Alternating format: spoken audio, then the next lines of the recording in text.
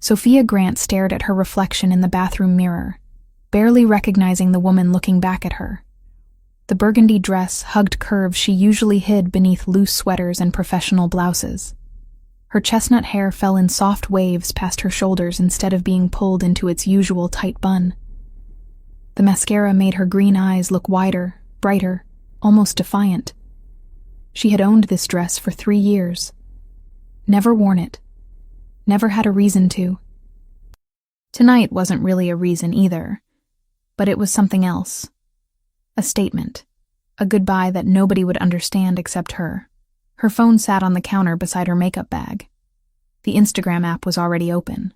She angled the camera, checked the lighting, and took the photo before she could talk herself out of it. The mirror caught everything. The dress. The confident posture she didn't quite feel. The small smile that said she was moving forward. Her finger hovered over the post button. This was stupid. Childish, even. But 2 years of being invisible had worn her down to nothing, and she needed something. Anything. To prove she had existed in his world at all. She typed the caption quickly before logic could intervene. New chapter. Added a sparkle emoji. Posted. The phone lit up immediately with likes from friends, former classmates, the regular customers at the bar where she worked 3 nights a week. Normal people living normal lives, unaware that she had spent the last 24 months trapped in a professional purgatory of her own making. Sophia set the phone down and started removing the makeup. The dress would go back in the closet. Tomorrow she would return to being the woman Anthony Rinaldi saw every Tuesday, Thursday, and Saturday. The competent translator with unremarkable features who processed his Italian documents without asking questions. Except tomorrow was actually the beginning of her last week. 5 more days, then she would board a bus to Boston and start over. The translation agency there had offered her a full-time position with benefits, steady hours, and absolutely no connection to organized crime or men with dark eyes who looked through her like she was furniture. Her phone buzzed. Once, twice, 3 times in rapid succession. Sophia ignored it, reaching for the makeup remover. Probably her friend Ashley commenting on the photo, demanding to know where she was going dressed like that. Ashley knew about the Boston job, but not about Anthony. Nobody knew about Anthony.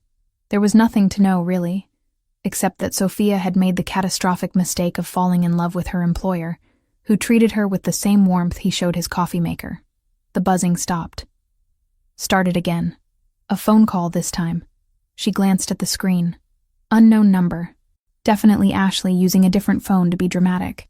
Sophia declined the call and went back to wiping off her lipstick. Then the banging started. Sharp, insistent knocks on her apartment door that echoed through the small space. Sophia froze, makeup remover wipe pressed against her cheek. She lived alone in a 4th-floor walk-up in a neighborhood that was safe enough but not friendly enough for random visits at 11 at night. Her closest neighbor was an elderly woman who went to bed at 8. The knocking came again. Harder. More demanding. She grabbed her phone, pulled on the oversized cardigan hanging by the bathroom door, and approached the front door carefully. The peephole showed a figure she recognized instantly despite the distortion. Tall, broad-shouldered, wearing the black dress shirt and tailored pants that probably cost more than her monthly rent. Anthony Rinaldi was standing outside her apartment. Sophia's heart slammed against her ribs. In 2 years of working for him, he had never come to her home. She went to his mansion in the nice part of town, sat in his office, translated his documents, collected her payment, and left. That was the arrangement. That was the boundary. He knocked again. Her hands shook as she unlocked the deadbolt. The chain stayed on as she opened the door just wide enough to see him properly. He looked exactly as he did every time she saw him.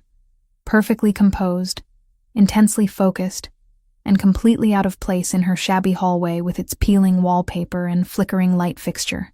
His dark hair was styled precisely. Not a strand out of place. His jaw was tight, a muscle flexing near his ear. And his eyes, those deep brown eyes that never really looked at her, were fixed on her face with an intensity that made her breath catch. Mr. Rinaldi. Her voice came out steadier than she felt. Is everything all right? Did something happen with the documents? Open the door. Not a request. A command. The same tone he used when discussing business with men twice his size who obeyed without question. It's late. Sophia said, aware of how weak the protest sounded. If there's an issue with the translation, I can come by the house tomorrow. Open the door, Sophia. He never used her first name. In 2 years, it had always been Miss Grant. Formal, professional, distant. Her fingers fumbled with the chain. She told herself it was because he was her employer, and she couldn't refuse. She told herself it was because something might genuinely be wrong. She didn't let herself acknowledge the real reason, that hearing her name in his voice did something to her that made rational thought impossible.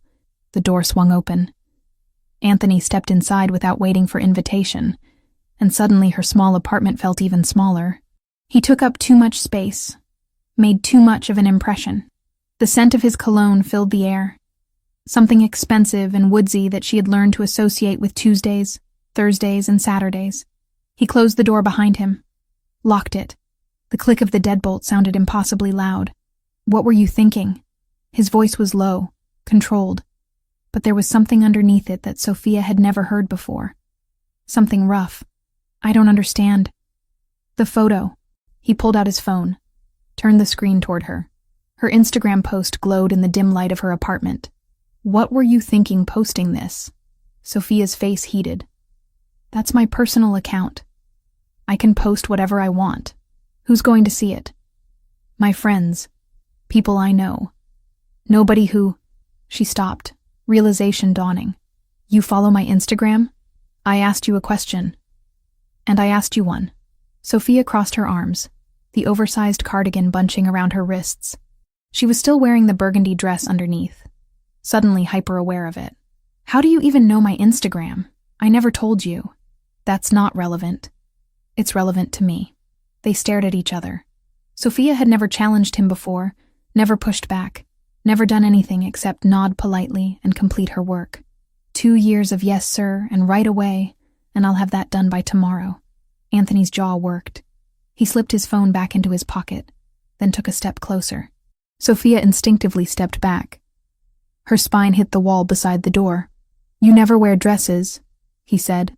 The observation came out flat, factual, but his eyes betrayed something else as they traveled down from her face to the burgundy fabric, to where the cardigan hung open.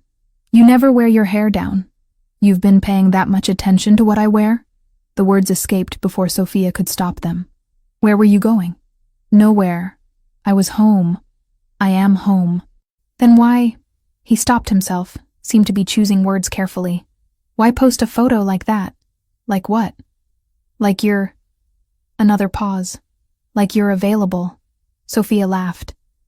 It came out sharp and bitter. Nothing like the quiet professional version of herself she had maintained so carefully. Available? I posted a photo in a dress, Mr. Rinaldi. That doesn't make me available. And even if it did, what exactly would that have to do with you? His eyes snapped back to her face. Delete it. No. Sophia, no. She pushed away from the wall, forced herself to stand straighter even though her knees felt weak. You don't get to show up at my apartment at 11 at night and tell me what to do with my personal life. You're my employer. That's where your authority ends. Were you meeting someone? The question came out harder than the previous ones. Is that why you're dressed like this? Some man who what? Sophia's anger flared hot and bright. 2 years. 2 years of loving him silently, hopelessly, pathetically. 2 years of watching him look through her, past her, around her. And now he was standing in her apartment acting like he had any right to care about what she wore or who she saw. Some man who might actually notice I exist. Some man who might look at me like I'm a person instead of a piece of office equipment. The words hung between them. Sophia's breath came too fast, her heart hammering. She had said too much, revealed too much, destroyed the careful professional relationship she had built. Anthony went very still. His eyes searched her face, and for the first time since she had known him, he looked uncertain. I notice you. No, you don't. Sophia's voice cracked. You notice when your documents are translated incorrectly. You notice when I'm late. You notice when I forget to staple the pages together. But you don't notice me. That's not true. When's my birthday, Mr. Rinaldi? He didn't answer. What's my favorite color? What kind of coffee do I drink? Do I have siblings? Where did I grow up? She fired the questions at him, watching his expression remain blank. You don't know anything about me because you've never asked. Because I'm invisible to you. I have been for 2 years. You're not. I am, and that's fine. That's what you pay me for, really. To be competent and forgettable. To show up, do my work, and disappear. Sophia moved toward the door, hand on the knob. But that photo? That was for me. Not for you. Not for anyone else. Just for me. One picture where I look like someone who matters. Someone who exists outside of your office. And I'm not deleting it because you decided tonight that you suddenly care what I do. She opened the door. An invitation for him to leave. An end to whatever this confrontation was. Anthony didn't move. He stood in the center of her small living room, expensive and out of place among her second-hand furniture and fading curtains. His hands curled into fists at his sides, then relaxed. His breathing was controlled but heavier than normal. Close the door, he said quietly. Mr. Rinaldi, Anthony. He took a step toward her. If we're going to have this conversation, use my name. We're not having any conversation. You're leaving. November 7th. Sophia blinked. What? Your birthday. November 7th. You'll be 28. He took another step closer. You drink tea, not coffee. Earl Grey with too much sugar. You have a younger brother named Ryan who's studying engineering in Ohio. You grew up in a small town outside Cleveland. Your favorite color is teal, but you never wear it because you think it makes you look unprofessional. The air left Sophia's lungs. She stood frozen, hand still on the doorknob, staring at him. You translate faster when you're anxious, Anthony continued. His voice was softer now, almost gentle. You bite your bottom lip when you're concentrating. You always arrive exactly 15 minutes early because you're terrified of being late. You organize the documents by date even though I never asked you to. And every single Tuesday, Thursday, and Saturday for 2 years, you've walked into my office wearing clothes that hide everything interesting about you because you think that's what I want. How do you... I notice everything about you, Sophia. Every detail. Every day. He stopped an arm's length away, close enough that she could see the gold flecks in his brown eyes, the faint shadow of stubble along his jaw. I notice you so much that it's become a problem. Her hand fell from the doorknob. Then why did you never say anything? Because noticing you was one thing. Acting on it was something else entirely. His gaze dropped to the burgundy dress again, then back up. And then tonight, I saw that photo. Saw you looking like that, smiling like that, and all I could think was that some other man was going to see it too. Some man who doesn't know that you hate the smell of lilies, or that you read romance novels on the subway, or that you're afraid of heights but pretend you're not. You don't have any right to be jealous, Sophia whispered. I know. You never gave me any indication that you... I know that too. They stood there. The tension so thick Sophia could barely breathe through it. She should tell him to leave. Should close the door literally and figuratively on whatever this was. Should protect herself from the inevitable disappointment. Instead, she heard herself ask, "Why did you tell me to delete the photo?" Anthony's expression shifted. The control cracked just slightly, letting something darker and more honest show through. Because I didn't want anyone else seeing you like that. Didn't want them thinking you were... He stopped, jaw clenching. That photo was supposed to be for someone, and I couldn't stand the idea that it wasn't for me. Sophia's pulse thundered in her ears. Anthony Rinaldi stood in her cramped apartment, having just admitted he didn't want anyone else seeing her photo. The confession hung between them like smoke, thick and impossible to ignore. It wasn't for anyone, she said finally. Her voice came out rough, unsteady. It was goodbye. His eyes narrowed. Goodbye to what? To you. To this. She gestured vaguely between them. To 2 years of translating documents and pretending I don't feel anything. Sophia. No. You don't get to do this. The anger that had been simmering for months suddenly boiled over. You don't get to show up here acting like you have some claim on me when you've spent 2 years treating me like I'm part of the furniture. You want to know why I posted that photo? Because I needed proof that I existed as something other than your translator. Because next week I'm leaving, and I wanted one picture where I looked like a woman someone might actually want, instead of the invisible employee you see every Tuesday, Thursday, and Saturday. Anthony went very still. What do you mean, leaving? Sophia pushed past him, suddenly needing distance. She walked to the small kitchen table where her laptop sat open, pulled out the printed email confirmation from underneath it, and held it up. I accepted a job in Boston. Translation agency, full-time position, benefits. I start a week from Monday. He stared at the paper like it was a weapon pointed at his chest. When were you going to tell me? I wrote a resignation letter. It's in my bag. I was going to give it to you on Tuesday. She set the confirmation down, crossed her arms. You would have found a replacement in a few days. Someone just as competent who doesn't make things complicated. Complicated. He repeated the word slowly, testing it. Is that what you think this is? I don't know what this is. 5 minutes ago, you were just my employer. Now you're standing in my apartment saying you notice everything about me, that you're jealous of a photo on Instagram. So yes, Anthony, it's complicated. He flinched slightly at the use of his first name. Sophia had never said it out loud before. It felt strange on her tongue, intimate in a way that made her chest tight. Show me the tickets, he said abruptly. What? You said you have bus tickets to Boston. Show me. Sophia hesitated, then retrieved her purse from the counter. The tickets were tucked into the side pocket, already printed, already paid for. She handed them over without a word. Anthony examined them carefully. His jaw clenched as he read the date, the time, the seat assignment. 6 days from now. Yes. And you've already packed? Half my suitcase is done. Most of my stuff will fit in 2 bags. She watched his face, trying to read the emotions flickering across it. I don't have much. He looked up from the tickets. Why didn't you tell me you were unhappy? Because you weren't supposed to care. The admission came out softer than she intended. I'm your employee. My personal feelings aren't your concern. They are, if they make you leave. I'm leaving because staying is killing me. The words burst out before Sophia could stop them. Do you have any idea what it's like to be in love with someone who looks right through you? To spend hours in your office 3 days a week, knowing that you're thinking about business deals and territory disputes, and God knows what else while I'm sitting there trying not to stare at you like an idiot. Anthony's expression shifted. Something raw and unguarded flickered in his eyes. You're in love with me. Don't. Sophia turned away, heat flooding her face. Don't make me say it again. I already feel pathetic. Look at me. No. Sophia.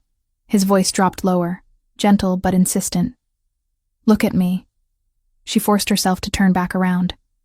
He had moved closer without her noticing, now standing just a few feet away. The intensity in his gaze made her breath catch. You think I look through you, he said quietly. You think I don't notice. But I know that you organize my documents by date even though the system makes no difference to me because it makes you feel more in control. I know you take the stairs instead of the elevator when you come to the mansion because you're afraid of small spaces, but too proud to admit it. I know you wear the same silver bracelet every single day because it was your mother's, and you touch it whenever you're nervous. Sophia's hand instinctively went to her wrist, to the thin chain she never removed. How do you... I told you. I notice everything. He took another step closer. I notice when you bite your lip because you're trying not to correct my terrible Italian pronunciation. I notice when you stay late finishing translations because you refuse to leave work incomplete. I notice that you never ask for advances on your payment, even when I can see you're struggling financially. I notice you, Sophia, every damn day for 2 years. Then why? Her voice cracked. Why did you never say anything? Why did you treat me like I was just another employee? Anthony's expression darkened. Because I was trying to protect you. From what? From me. From my life. From everything that comes with being close to someone like me. He ran a hand through his hair, disrupting the perfect styling for the first time since she'd known him. You think you know what I do. But you don't. You translate documents about shipping manifests and property acquisitions. You don't see the meetings that happen after you leave. You don't know about the men who would hurt you just to get leverage over me. You're in the Mafia. Sophia said it flatly, without judgment. She had suspected for months but never asked. I'm not stupid. I know what some of those documents really mean. Knowing and understanding are different things. Anthony's voice took on an edge. The O'Sullivan family has been watching my movements for the last 6 months. They're Irish, territorial, and they don't like that I've been expanding into areas they consider theirs. They look for weaknesses. They look for people I care about. But you don't care about me. Not officially. I'm just your translator. You think that matters? His laugh was sharp, bitter. They photograph everyone who enters my property regularly. They track patterns.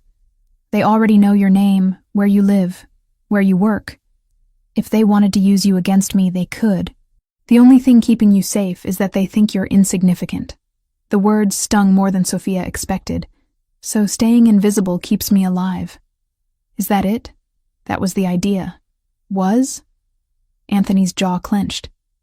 I saw your photo tonight, saw you looking like that, dressed like you were going somewhere, living your life. And all I could think was that you were moving forward without me. That in a week, you'd be in Boston starting over, and I'd be here knowing I let you go because it was safer. It is safer, Sophia whispered. I don't care anymore. The admission hung between them.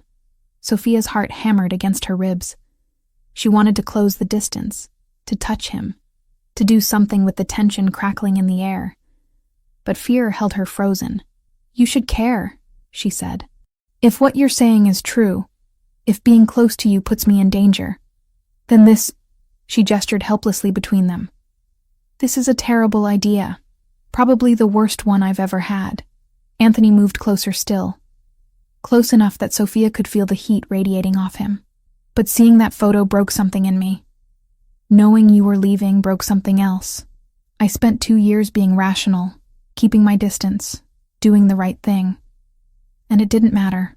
You're still leaving. You still fell in love with me. The O'Sullivans still know who you are. All I did was waste 2 years I could have spent actually being with you. Sophia's breath came faster. You can't just decide now that you want me. You can't show up here and expect... I'm not expecting anything. He stopped just inches away. I'm asking. Stay in New York. Let me protect you properly. Not from a distance. Let me... He stopped. Seemed to struggle with the words. Let me try to be what you need. What about what you need? Sophia forced herself to hold his gaze. You said it yourself. People close to you become targets. Are you really willing to risk that? Or is this just jealousy talking? Because in a few days, you'll remember why you kept your distance. And I'll be right back to being invisible, except this time it'll hurt more, because I'll know you almost wanted me. Something flickered across Anthony's face. Pain, maybe. Or regret. You think this is just jealousy. I don't know what else it could be. You went 2 years without... I went 2 years fighting this. His voice dropped to something raw and honest. Every time you walked into my office, I had to remind myself why touching you was a bad idea. Why asking about your day would lead to caring more than I should. Why offering you more money or better working conditions would make you a more obvious target. I built walls between us because the alternative was pulling you into my world and watching something happen to you. But now you're leaving anyway. He reached up slowly, giving her time to pull away, and brushed a strand of hair behind her ear. His fingertips grazed her cheek. Now I'm realizing that protecting you by staying away didn't actually protect you. It just meant I missed 2 years of this. Sophia's skin burned where he'd touched her. She should step back. Should maintain the professional distance they'd kept for so long. Should remember that this man was dangerous in ways that went beyond the obvious attraction pulling her toward him. Instead, she found herself asking, 2 years of what? Knowing what your hair feels like. Whether you'd lean into my touch or pull away. His hand moved to cup her jaw, thumb brushing across her cheekbone. Whether that photo on Instagram was even close to how beautiful you look in person. Anthony, I know this is selfish. I know asking you to stay is the opposite of keeping you safe. But I can't, his voice caught. I can't watch you walk away knowing I never even tried. They stood frozen in that moment, his hand on her face. Their breathing synchronized. Sophia could feel her resolve crumbling. 2 years of loving him from a careful distance. And now he was here. Touching her, saying things she'd imagined 1,000 times but never believed would be real. "This is a bad idea," she whispered. "Yes. You're going to hurt me. I'll try not to. That's not a promise." "No," Anthony agreed. "It's not, but it's honest." Sophia closed her eyes, felt the weight of the decision pressing down on her. Boston meant safety. A fresh start. A life without complications. Staying meant danger she couldn't fully understand.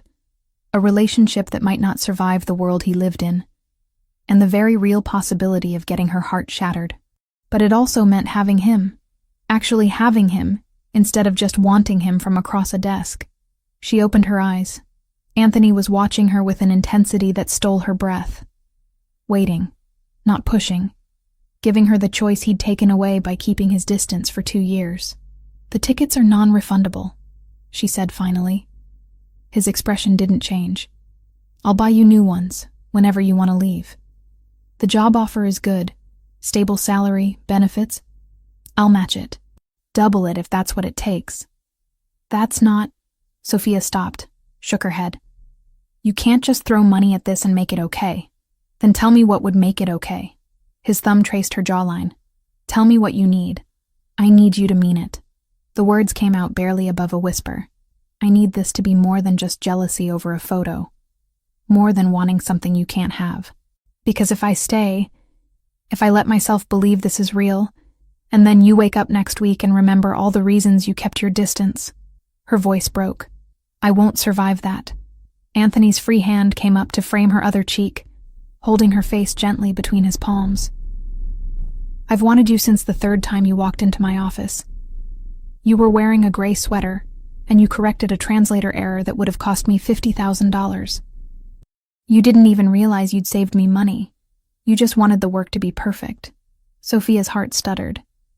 "That was 2 years ago. I know. You never said anything. I'm saying it now." He leaned closer, forehead nearly touching hers. "I'm saying I notice you. I want you. And if you stay, I'll spend every day proving that this isn't about jealousy or control or any of the other things you think it might be. What if the O'Sullivans? Then I'll handle them. But you don't get to use them as an excuse to run." His voice gentled. "If you want to go to Boston because you don't feel the same way anymore, because I waited too long and you're done, I'll understand. But if you're running because you're scared of getting hurt, you should know..." He paused. "You should know that watching you leave will hurt worse than anything the O'Sullivans could do to me." The confession broke something loose in Sophia's chest. She pulled back just enough to see his face clearly. "You're serious about this?" "Yes. Even though it's dangerous. Even though I'm..." "Don't." Anthony's grip on her face tightened slightly. "Don't finish that sentence by putting yourself down. You're brilliant and brave and too good for this life, but I'm too selfish to let that stop me from asking you to stay." Sophia's hands came up to rest against his chest. She could feel his heartbeat under her palms, rapid and unsteady. He was as affected as she was. The control he always showed was cracking, and underneath it was just a man who wanted something he thought he couldn't have. "I need time," she said. "To think, to figure out if this is..." "Take whatever time you need." He didn't move away. "But know that I'm not changing my mind. Not about this." They stood there, caught in the space between what had been and what might be. Sophia's apartment had never felt smaller or more significant. This was the moment everything changed. The pivot point she'd dreamed about and feared in equal measure. Finally, reluctantly, Anthony stepped back. His hands dropped from her face. "I should go." "Let you think." Sophia nodded, not trusting her voice. He walked to the door, paused with his hand on the knob. "For what it's worth, that photo, you looked incredible. But you look better now, angry at me, finally telling me the truth." Then he was gone, the door closing softly behind him, and Sophia was alone with her half-packed suitcase, her non-refundable bus tickets, and the impossible choice between safety and everything she'd ever wanted.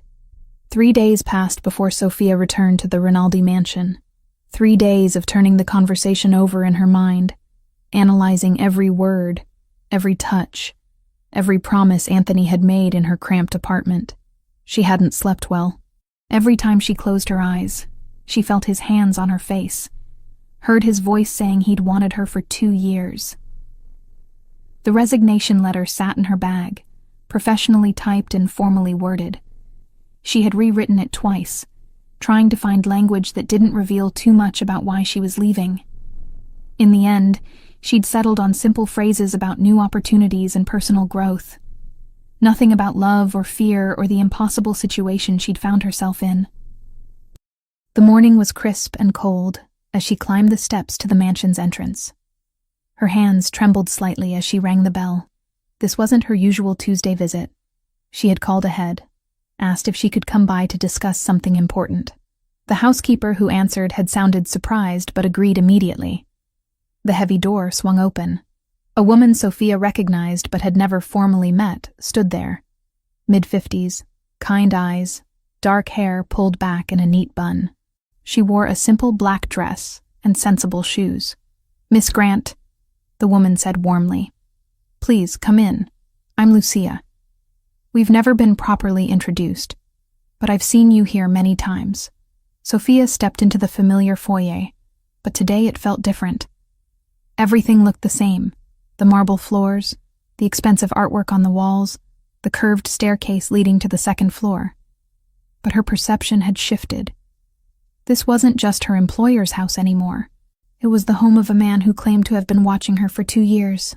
"Mr. Rinaldi is expecting you," Lucia continued, leading her deeper into the house.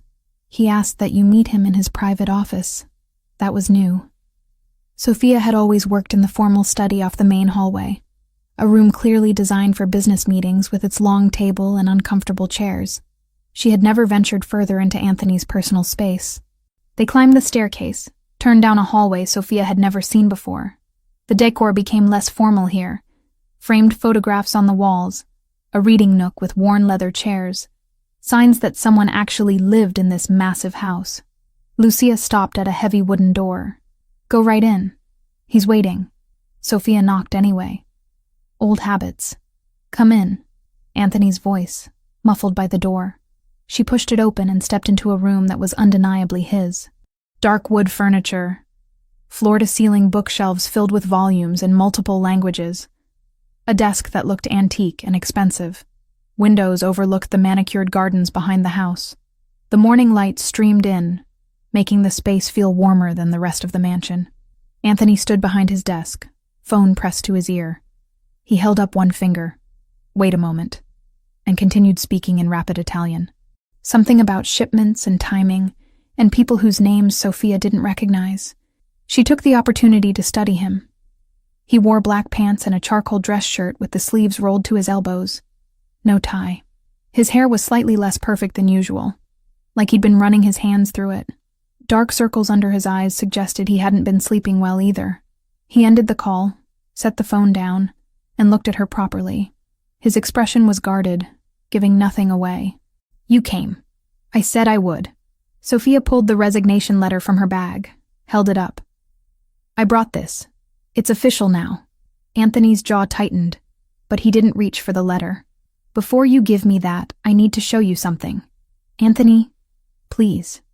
He gestured to the chair across from his desk. 5 minutes. Then you can hand me that letter and walk away if you still want to." Sophia hesitated, then sat. The leather chair was comfortable, clearly used regularly. She wondered how many business deals had been negotiated from this exact spot. Anthony opened a drawer, pulled out a manila folder, and placed it on the desk between them. He didn't open it immediately. Instead, he watched her face carefully. "What I'm about to show you will change how you see this situation," he said quietly. "Once you know, you can't unknow it.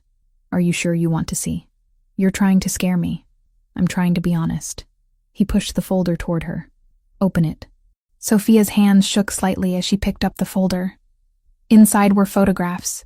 Surveillance photos, clearly taken with a telephoto lens from a distance. The first one showed the front of the Rinaldi mansion. The second showed her walking down the front steps, translation bag over her shoulder, wearing the gray sweater she'd worn last Tuesday. Her stomach dropped. When was this taken? Last week. Keep looking. The next photo showed her at the subway station 3 blocks from her apartment, then one of her entering the bar where she worked Thursday nights. Another of her buying coffee at the shop on her corner. Every image was stamped with a date and time in the bottom corner. Who took these? Sophia's voice came out thin. Michael O'Sullivan's people. He runs the Irish operations in 3 boroughs. We've been having territorial disputes for the last 6 months. Anthony pulled out another set of photos, these ones showing different angles of Sophia's building. Her walking to work, her meeting her friend Ashley for lunch 2 weeks ago. They've been tracking everyone who comes to this house regularly, building profiles, looking for leverage. Sophia's hands trembled as she sorted through the images. There were at least 20 photos of her. Different days, different locations, always alone and unaware she was being watched. Why? She managed. Because they want to know who matters to me, who they could use to pressure me into giving up territory or accepting unfavorable terms. Anthony leaned forward, his expression intense. You thought being invisible kept you safe. But Sophia, they've known about you for months. They know where you live, where you work, what your patterns are. Going to Boston doesn't change that. It just means you'd be alone and unprotected when they decided to make a move. But I'm nobody. The protest came out weak. I'm just your translator. Do you think they care? They see you here 3 times a week, consistently, for 2 years. That's enough to make you interesting. He pulled out another document.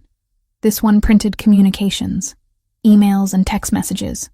These were intercepted from one of O'Sullivan's lieutenants. Read the highlighted sections. Sophia's eyes scanned the page. Phrases jumped out at her. Rinaldi's translator. Comes every Tuesday, Thursday, Saturday. Vulnerable access point. Recommend escalation within 2 weeks.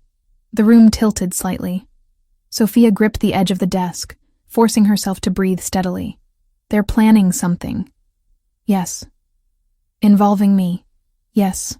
She looked up at him. His expression was grim, but not surprised. He had known about this, had been carrying this knowledge while she'd been debating whether to stay or go, completely unaware that the choice might not be hers to make. How long have you known? She asked. 3 weeks. That's when my security team intercepted the communications. Anthony ran a hand through his hair, disrupting it further. I've been trying to figure out how to handle it without involving you directly. But then you posted that photo and I realized I was out of time. So that's why you came to my apartment. Not because you were jealous. Because you wanted to warn me. Both things can be true. He held her gaze. I was jealous. Seeing you dressed like that, knowing you were moving forward with your life, it made me insane. But I also needed you to understand that leaving doesn't solve this problem. It might actually make it worse. Sophia set the photos down carefully. Her mind raced through possibilities, consequences, the rapidly shrinking list of safe options. What do they want? Money? Information? Leverage. If they take you, they can force me to make concessions. Give up territories. Renegotiate agreements. Maybe even step down from certain operations. Anthony's voice was steady, almost clinical, but his hands had curled into fists on the desk. They won't kill you. You're more valuable alive. But they would hurt you, scare you, use you to break me. The casual way he said it made everything feel surreal. Sophia had known abstractly that Anthony was involved in dangerous business. She had translated enough documents to understand that his operations existed in legal gray areas at best. But hearing him talk about kidnapping and leverage and hurting her as tactical moves in some larger game made it horrifyingly real.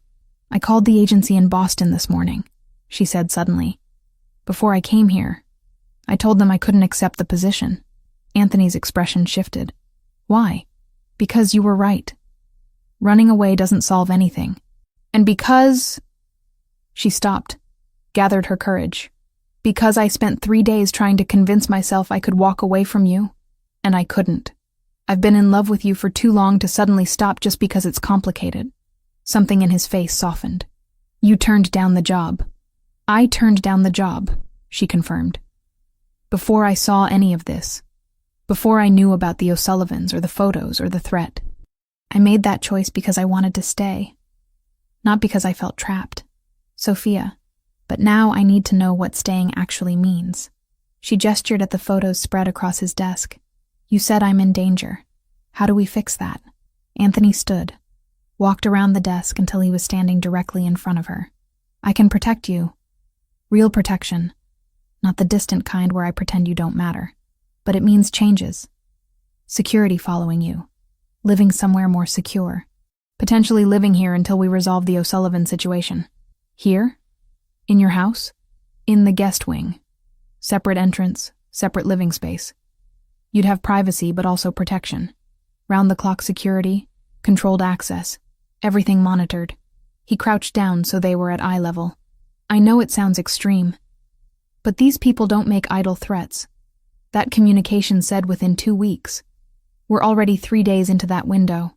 Sophia's breath came faster. This was more than complicated. This was her entire life changing overnight. For how long? Until we neutralize the threat. I'm working on a meeting with O'Sullivan, trying to reach a territorial agreement that makes this unnecessary. But until that happens, I need to know you're safe. And what am I to you while I'm living here? The question came out sharper than she intended. Am I still just your translator? Your employee who happens to need protection? Or are we... She couldn't finish the sentence. Anthony reached up, cupped her face the same way he had in her apartment. You're the woman I've been in love with for 2 years. The woman I was too afraid to claim because claiming you meant putting you at risk. But you're at risk anyway now. So I'm asking, let me protect you properly. Let me be with you the way I should have been from the start. Before Sophia could respond, a knock sounded at the door. Anthony pulled back, frustration flashing across his face. Come in. The door opened to reveal a man Sophia had seen before.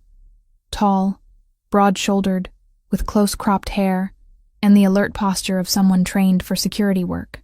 Anthony's driver, though she suspected that was only part of his actual job. Boss? The man said. Sorry to interrupt.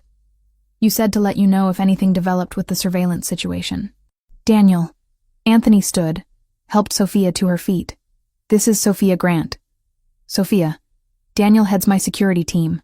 Daniel nodded respectfully at her. Miss Grant, I want you to know that what Mr. Rinaldi is telling you is accurate. We've confirmed that your image has been circulated among O'Sullivan's people. At least 3 of his men have been seen in your neighborhood in the last week. The confirmation from a third party made Sophia's knees weak. This wasn't just Anthony trying to manipulate her into staying. This was real threat, real danger, real people watching her life. 3 men, she repeated numbly. We've identified 2 of them. Low-level enforcers, nothing sophisticated. But their presence means O'Sullivan is serious about this. Daniel's expression was sympathetic, but professional. Mr. Rinaldi's offer of protection is the best option you have right now. Sophia looked between them. Anthony with his intense gaze and barely controlled emotion. Daniel with his matter-of-fact assessment of her danger. Everything she had built, every careful boundary she had maintained was crumbling. If I stay, she said slowly, if I accept this protection and move into the guest wing, I need something from you. Anything, Anthony said immediately. Honesty, complete honesty. No more pretending you don't care to keep me safe. No more distance for my own good. If we're doing this, if I'm trusting you with my life, I need to know exactly where I stand with you, not what's convenient or strategic. The truth. Anthony took her hands, held them firmly. The truth is, I should have done this 2 years ago. The truth is, I'm terrified of what might happen to you because of me. The truth is, I'm also too selfish to let you walk away now that I finally have the chance to be with you. And the truth is, he paused, something vulnerable flickering across his face. The truth is, I love you. I'm in love with you. And if you let me, I'll spend every day proving that this isn't about control or convenience. It's about not losing the best thing that's ever walked into my life. Sophia's eyes burned. She squeezed his hands, anchored herself to the solid warmth of him. Okay, I'll stay. I'll accept the protection. I'll move into the guest wing. She managed a shaky smile. I'll let you prove you mean all of this. The tension in Anthony's shoulders released. He pulled her closer, pressed his forehead against hers. Thank you. Daniel cleared his throat politely. I'll coordinate moving Miss Grant's belongings. We should do it today, before anyone notices the change in pattern. Do it, Anthony said without looking away from Sophia. Whatever she needs, make it happen. As Daniel left, closing the door behind him, Sophia allowed herself to sink into Anthony's embrace. Her resignation letter still sat on the desk, unread, and now unnecessary. The photos of her surveillance spread across the surface like evidence of how thoroughly her life had already been invaded. This wasn't the choice she had imagined making, but standing there in Anthony's arms, feeling safer than she had in days despite the danger surrounding them, Sophia realized something important. Sometimes love meant choosing the complicated path. Sometimes it meant walking toward the danger instead of away from it. And sometimes being seen, really, truly seen, was worth the risk. Sophia's belongings arrived at the Rinaldi mansion in 2 modest suitcases and 3 cardboard boxes. Everything she owned fit into Daniel's SUV with room to spare. Watching her entire life loaded into a vehicle that probably cost more than a year of her rent made her feel small and slightly embarrassed, though no one commented on it. The guest suite was larger than her entire apartment. Floor-to-ceiling windows overlooked gardens that were still green despite the late autumn chill. The bedroom had a king-sized bed with expensive linens. The bathroom was all marble and gold fixtures, and there was even a small sitting area with a couch and reading lamp. A separate entrance led to a private hallway, giving her the independence Anthony had promised. Lucia appeared in the doorway as Sophia was unpacking her second suitcase. The housekeeper carried fresh towels and wore the same warm expression from earlier. "I wanted to make sure you had everything you needed," Lucia said, setting the towels on the bathroom counter. "If there's anything missing, just let me know. I've been managing this house for 15 years. Nothing surprises me anymore." Sophia smiled despite her nerves. "It's beautiful. More than I expected. Mr. Rinaldi was very specific about which room you should have. He wanted you to have the best view." Lucia paused, then added more quietly, "It's good to see him with someone who humanizes him. He's been alone too long, carrying too much weight by himself." The observation caught Sophia off guard. "You've known him a long time?" "Since he was 19 and suddenly responsible for everything his father left behind. I watched him grow into the man he is now. Watched him build walls to protect himself." Lucia's expression softened. "You're the first person I've seen him let close in years. That means something." Before Sophia could respond, Lucia excused herself with instructions to come down for dinner at 7. Sophia finished unpacking in a daze, hanging her modest wardrobe in a closet designed for someone with far more clothing. Her romance novels looked out of place on the expensive bookshelves. Her worn laptop sat awkwardly on the elegant desk. Her phone buzzed on the edge of the desk, the screen flashing a name that made her stomach twist. Ashley. She'd ignored her for too long. Missed calls, frantic messages. That familiar, stubborn persistence that had once felt comforting and now felt dangerous. Ashley didn't know about Anthony. She didn't know about surveillance photos or men with quiet eyes who memorized routines.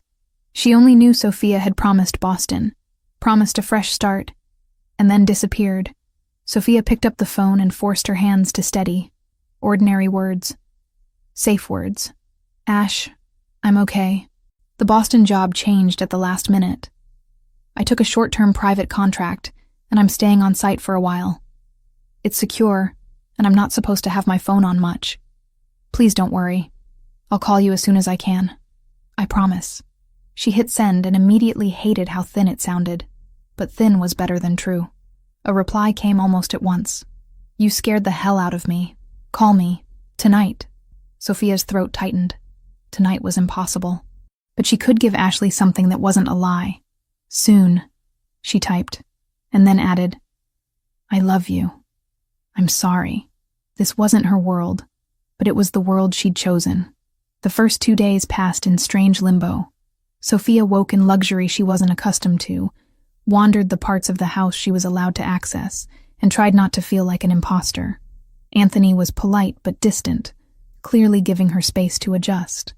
They spoke briefly at breakfast, exchanged pleasantries when they passed in hallways, but the intensity from his office had been carefully packed away. It made Sophia want to scream. She hadn't moved here for politeness. She'd moved here because he'd claimed to love her, because he'd promised honesty, because she was tired of dancing around what they both wanted.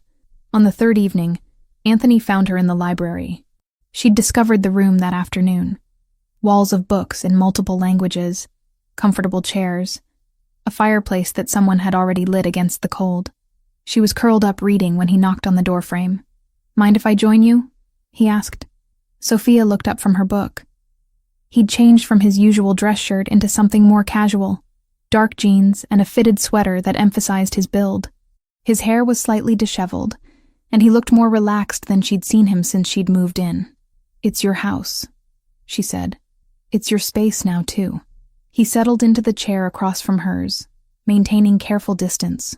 "What are you reading?" She held up the paperback romance novel, slightly embarrassed. "Escapism. You mentioned wanting to write romance."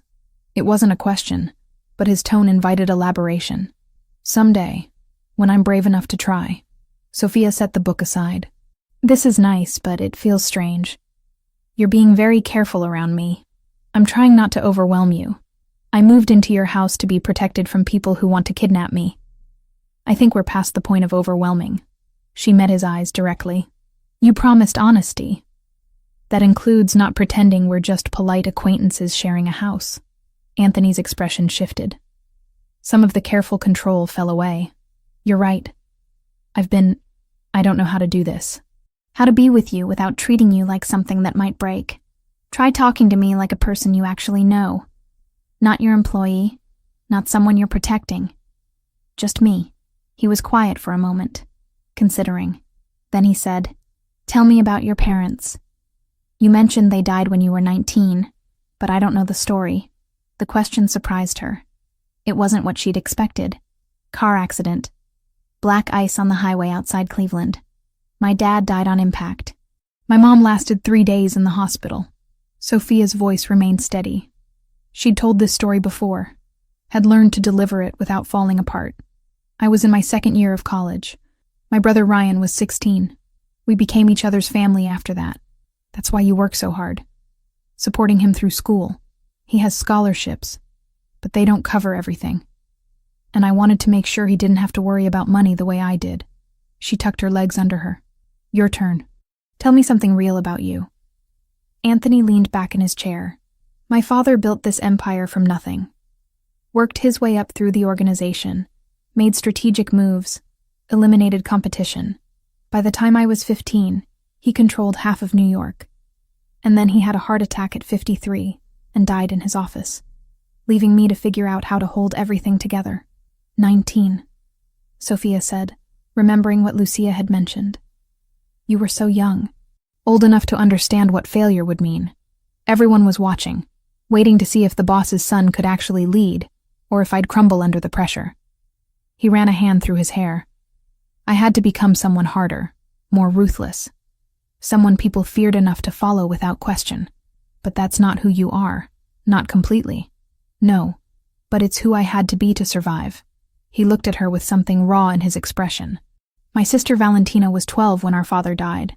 I made sure she got out, sent her to boarding school in Switzerland, then university in Europe. She's studying medicine now in Vienna. We video call every week, and she has no idea about most of what I actually do." Sophia absorbed this. "You protected her by keeping her distant. Same strategy I tried with you. Worked better with her because she was young enough not to question it." His mouth twisted wryly. "She thinks I'm a legitimate businessman who happens to be paranoid about security. Does she know about me? Not yet. But I want her to. He stopped, seemed to be choosing words carefully. "I want to introduce you properly, when things are safer. When I can bring her back for a visit without worrying about her becoming another target." The vulnerability in his admission made Sophia's chest tighten. She stood, crossed the space between them, and sat on the arm of his chair. Close, but not quite touching. "Tell me something else. Something you've never told anyone." Anthony looked up at her, and the intensity in his gaze made her breath catch. "I used to watch you translate. You'd get this little crease between your eyebrows when you were concentrating, and you'd bite your bottom lip when you found a tricky phrase. I'd start meetings late, just to have an excuse to stay in the room with you longer. That's how you knew all those details. About the tea and the bracelet and everything else. I memorized you. Every detail. It was the only way I could have you." His hand came up tentatively, rested on her knee. "This is better. Actually having you here. Actually being allowed to touch you." Sophia covered his hand with hers. We should have dinner together. Not separately in different parts of the house. Together. I didn't want to assume. I'm assuming. For both of us. She squeezed his hand. Tomorrow night I want to cook. Something normal. No staff. No formal dining room. Just us in the kitchen making dinner like regular people. Anthony's expression softened. You want to cook in my kitchen. I want to do something that doesn't feel like I'm a guest in a fortress. I want to feel like I actually live here, not like I'm hiding in a very expensive safe house. Okay. He stood, and suddenly they were very close. His hand still on her knee, her fingers still wrapped around his. Tomorrow night. The kitchen is yours. They stood like that for a long moment, neither moving, both aware of how easy it would be to close the remaining distance. But Anthony pulled back first, put space between them with visible effort. Slow, he said, more to himself than to her. I promised myself I'd do this right. Sophia wanted to argue that slow was the last thing she needed after 2 years of waiting. But she appreciated the restraint, even as it frustrated her. Tomorrow, then. The next evening, Sophia commandeered the kitchen with Lucia's amused permission. She'd found pasta and fresh vegetables, ingredients for a simple carbonara that her mother had taught her to make years ago. Nothing fancy, just comfort food that reminded her of home. Anthony appeared at 6, rolling up his sleeves and asking what he could do to help. The domesticity of it felt surreal. The dangerous man who ran criminal operations chopping vegetables beside her while she boiled water for pasta. Your technique is terrible, Sophia commented, watching him massacre a bell pepper. Have you ever actually cooked before? I can make coffee and toast. That's about the extent of it. He looked at his uneven pepper slices. This is harder than it looks. Here. Sophia moved beside him, put her hand over his on the knife handle. Steady pressure, let the blade do the work. Don't force it. She guided his hand through a few cuts, aware of how close they were standing, how his warmth radiated against her side. When the pepper was reasonably chopped, she stepped back, suddenly self-conscious. Better, she said, her voice coming out slightly breathless. They worked in comfortable silence for a while, Sophia stirring pasta while Anthony finished the vegetables with significantly improved technique. The kitchen filled with the smell of cooking food and something else. Possibility, maybe. Or the beginning of something that felt normal, despite everything else happening around them. I talked to Ryan yesterday, Sophia said while draining the pasta. I told him I moved. How did he take it? He was suspicious. Asked a lot of questions about why I suddenly needed to live somewhere more secure. She mixed the pasta with the sauce, added the vegetables Anthony had prepared. I couldn't exactly tell him the truth. That my employer is in the Mafia and his rivals want to kidnap me. So I said I was house-sitting for a friend who travels a lot. Does he know about me? About how you feel? Sophia plated the food, buying time before answering. He knows I was in love with someone who didn't seem to notice me. I talked about it once when I'd had too much wine on a video call. He told me to quit my job and find someone who appreciated me. Smart brother. He also said that anyone who couldn't see how amazing I was didn't deserve me. She handed Anthony his plate. His exact words. They sat at the kitchen island, rather than the formal dining room. The space felt intimate, informal, like they were actually two people getting to know each other, rather than employer and employee navigating a complicated situation. This is really good, Anthony said after the first bite. Where did you learn to cook like this? My mom. She grew up in an Italian neighborhood in Cleveland, learned from her grandmother.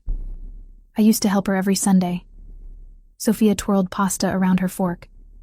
It's one of the few things I have left of her. The recipes, the techniques, muscle memory from being in the kitchen together. My mother cooked too. Traditional Italian dishes that my father loved. She'd spend all day preparing meals for his business associates. Anthony's expression went distant. She died when I was 8. Cancer. After that, we had staff to handle meals. My father never wanted to eat in the kitchen anymore. Said it reminded him of her too much. Sophia set down her fork, reached across to touch his hand. I'm sorry. That's young to lose a parent. Young to lose both of them. His fingers curled around hers. We both know what that's like. Building a life from the pieces left behind. They finished eating, talking about lighter things. Books they'd both read, places they wanted to travel, the terrible action movie Sophia had watched in her suite the night before. It felt normal in a way that nothing had felt since the night Anthony appeared at her apartment door. When they were done, Sophia started washing dishes despite Anthony's protest that staff would handle it. "I need to do something normal," she insisted. "Let me wash dishes like a regular person." He joined her at the sink, drying plates as she handed them over. They worked side by side, shoulders occasionally brushing, creating a rhythm that felt practiced despite being new. Sophia reached for a knife at the same moment Anthony did. Their hands collided, fingers tangling. They both froze. The moment stretched. Sophia looked up at Anthony, found him staring down at her with an intensity that made her heart stutter. His hand turned over under hers, palm pressing against palm. His thumb brushed across her knuckles. "Sophia," he said quietly. Just her name, but it sounded like a question and a prayer all at once. She couldn't breathe, couldn't think, could only feel the warmth of his hand against hers, the proximity of his body, the way he was looking at her like she was the only thing in the world that mattered. Anthony's free hand came up to her waist, pulled her gently toward him. She went willingly, heart hammering, aware they were crossing a line they'd been dancing around for days. His forehead lowered to rest against hers. "Tell me to stop," he whispered. "I don't want you to stop." He kissed her.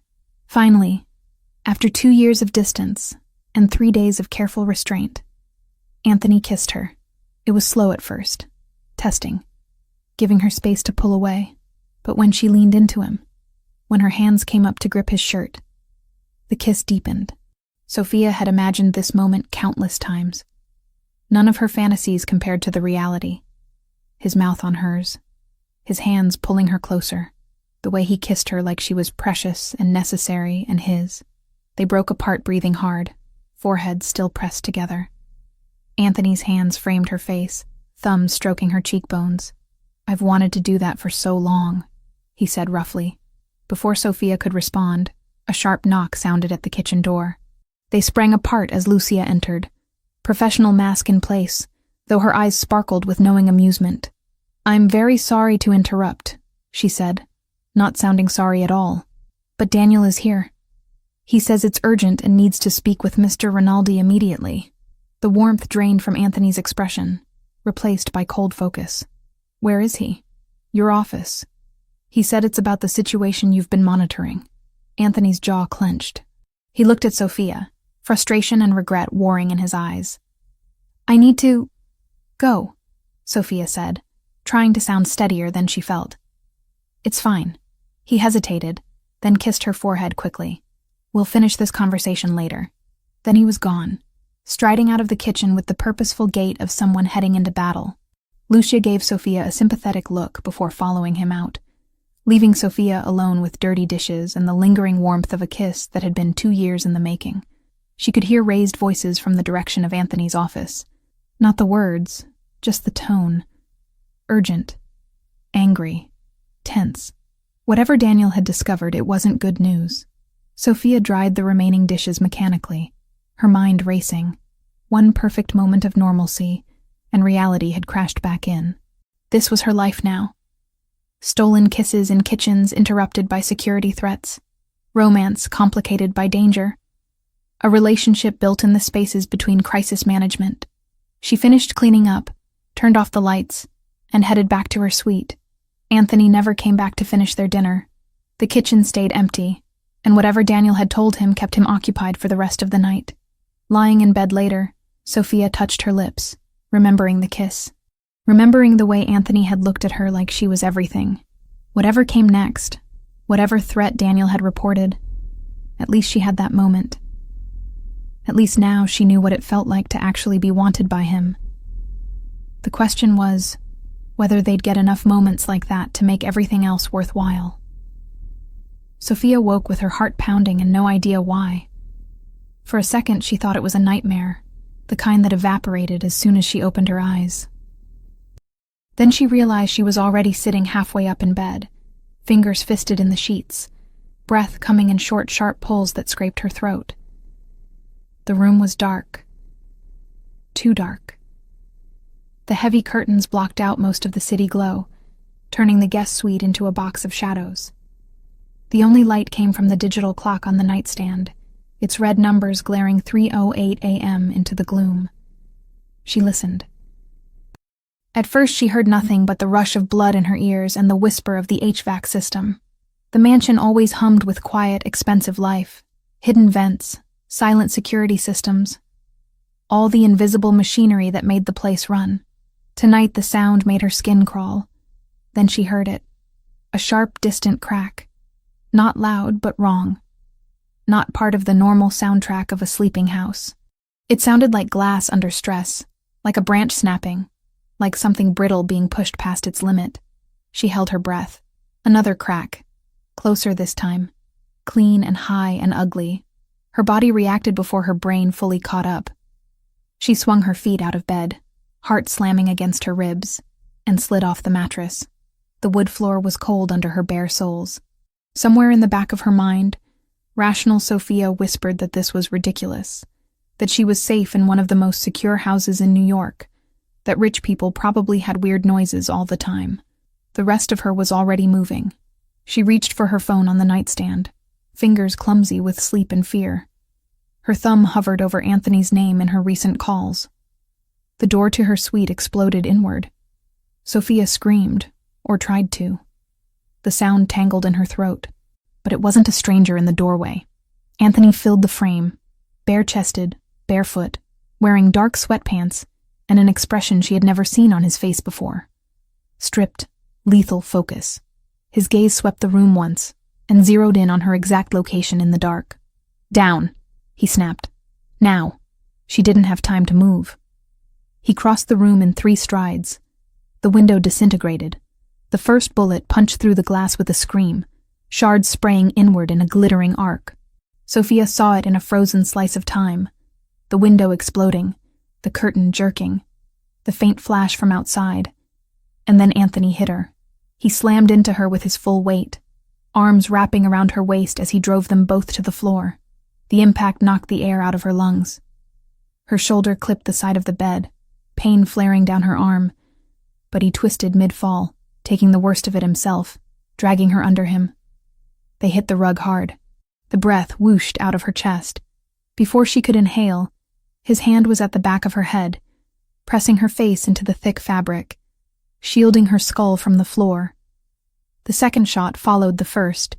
This one hit the headboard with a sickening crack. Splinters rained down. A third, a fourth, a fifth punched into the bed, the wall, the dresser. Each gunshot detonated inside her bones, turning her insides to ice. "Don't move," Anthony growled into her hair. "Sophia, do not move." He wasn't lying on her. He was on top of her, his entire body a shield. She could feel every line of him. Solid chest pressed along her back, thighs pinning her legs to the floor, one forearm braced beside her head, the other arm cinched across her middle. The weight should have been suffocating. But the only thing she registered was the fact that there was now an entire, very large man between her and the window. Something pinged off the nightstand. The lamp shattered, plunging the room into absolute darkness. The icy November air rushed through the destroyed glass, carrying the sharp burn of gunpowder and the faint scent of wet grass from the lawn outside. Her mind tried to insist this wasn't real, that she was still in her crappy apartment, waking from a bad dream, that shooting in mansions only happened in movies, and the violent corners of the internet she consciously avoided. Another burst of gunfire obliterated that illusion. The mattress above them jerked and tore as bullets slammed into it, feathers and stuffing raining down on them in a choking cloud. Sophia's fingers dug into the rug. She wanted to clamp her hands over her ears, to block out the sound, but Anthony had both of her arms pinned beneath his chest. All she could do was stare at the tiny patch of rug directly in front of her face and try to remember how to breathe. The shots stopped as suddenly as they'd started. Silence sprawled huge and heavy over the room, broken only by the ragged sound of their breathing and the faint rattle of shattered glass settling. Sophia's ears rang. Somewhere far away, she heard a dog barking, then the muffled echo of men shouting, short, sharp commands, feet pounding over grass and stone. The security team, she realized distantly. They were moving, responding, doing the jobs Anthony paid them to do. "Stay down," he said again, voice low and steady right next to her ear. "You don't move until I say." She nodded against the rug. Her throat was too tight for words. He shifted slightly, and she felt him reach toward the nightstand with one hand, stretching above them. Wood scraped. Something clacked. When his arm came back into her blurred field of vision, he was holding a gun. Of course he kept a gun in her room. Of course he did. This was his world. "You didn't go to bed unarmed when half the city wanted what you had," he spoke, and she realized there was something in his other ear, an earpiece she hadn't noticed before in the chaos. "Talk to me," he ordered. "East side. Status." Static crackled. Then Daniel's voice clipped and calm. "Perimeter breach on the east lawn. 2 shooters confirmed. Teams engaging. Stay with Miss Grant. We'll clear it." "How many down?" Anthony's voice dropped even lower. "1 neutralized. 1 runner.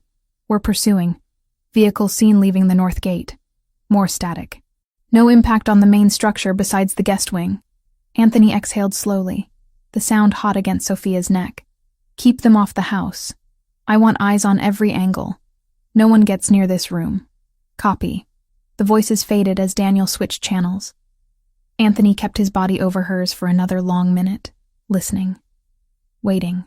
Sophia counted his heartbeats against her back, the rhythmic thud somehow keeping her anchored to reality. Footsteps pounded down the hallway. This time they were inside, the muffled thunder of boots on polished floors. The door to her suite, already hanging broken, was shoved fully open. "Clear," someone called. "Boss, it's us." Anthony finally shifted. He rolled just enough to take his weight off her completely and pushed himself up onto one knee, keeping his body between her and the window. The gun trained on the darkness beyond the shredded curtains. "Front," Daniel said from the doorway, breathless but controlled. "We've got you." Sophia turned her head just far enough to see him, framed by 2 members of the security team in dark clothes, weapons ready. Their eyes swept the room, taking in the destroyed window, the ripped mattress, the bullet holes, the 2 bodies on the floor. "Any hits inside?" one of the men asked, voice tight. Anthony shook his head. "She's okay." It took Sophia a second to realize he was including himself in that assessment, even though she could see, even through the dimness and the adrenaline, a darker patch on his left forearm where blood soaked into his skin. "We need to move you both." Daniel stepped cautiously around the glass, coming closer. "This room is compromised. Safe room until we finish the sweep." Anthony shifted his weight and finally looked down at her fully. The control on his face didn't match his eyes. His eyes were wild, terrified and furious, and relieved all at once. "Can you stand?" he asked. She tried to sit up. Her muscles trembled badly. When she pushed herself upright, her shoulder screamed in protest, a hot line of pain reminding her of where she'd hit the bed frame. The rest of her body felt weirdly distant, as if it belonged to someone else. "I think so," she managed. He tucked the gun into the back of his waistband and slid one arm under her knees, the other behind her shoulders. "I can walk," she protested reflexively. His arms tightened. "I know. Humor me." He lifted her off the floor like she weighed nothing. Her fingers, traitorous and shaking, clutched at his bare shoulder. From this angle, she could see the full damage to her room. Glass everywhere, curtains torn, one of her framed photos smashed. The bullet hole in the headboard sat like a black eye inches above where her pillow had been. Her stomach lurched. If he'd been 30 seconds slower. She pressed her face against his chest, unable to look anymore. They moved fast. The security guys formed a moving wall around them, weapons out, eyes scanning every angle. The hallway lights were on now, harsh against Sophia's overtaxed senses. She caught glimpses of other doors ajar, shadows moving, the controlled chaos of trained men doing their job at 3 a.m. Lucia appeared at the top of the main staircase, a dark robe wrapped tight around her, feet in sensible slippers. She looked like every housekeeper in every expensive home Sophia had ever seen, except her eyes went straight to the blood on Anthony's arm and the dust and feathers in Sophia's hair. "Dear God," Lucia breathed. "Is she alive?" Anthony cut in. "We're going downstairs. Safe room." Lucia stepped aside, but not before draping a thick throw blanket she carried over Sophia's shoulders. "I'll bring coffee and supplies." The hallway outside Anthony's office looked exactly as it had the first time Sophia had walked down it. Polished wood, tasteful art, expensive rug. It felt different now, the air buzzing with urgency. Anthony set her down in the office just long enough to free his hand to open the hidden door. Sophia watched, dazed, as a section of bookshelf clicked and swung inward, revealing a steel door that looked like it belonged in a bank vault. He entered a code, pressed his thumb to a small panel, and the locking mechanism disengaged with a heavy final sound. The safe room was cooler than the rest of the house. Concrete floor, reinforced walls, no windows. A row of monitors displayed camera feeds from around the property. Front gate, back lawn, perimeter fence, interior hallways. A couch sat against one wall, a small kitchenette against another, and a bathroom door was partially visible in the corner. It wasn't cozy, but it was functional. Anthony carried her to the couch and set her down gently, like she might break. As soon as she was seated, her body started shaking in earnest. The adrenaline had nowhere left to go. "I'm okay," she lied, wrapping the blanket tighter. "No, you're not."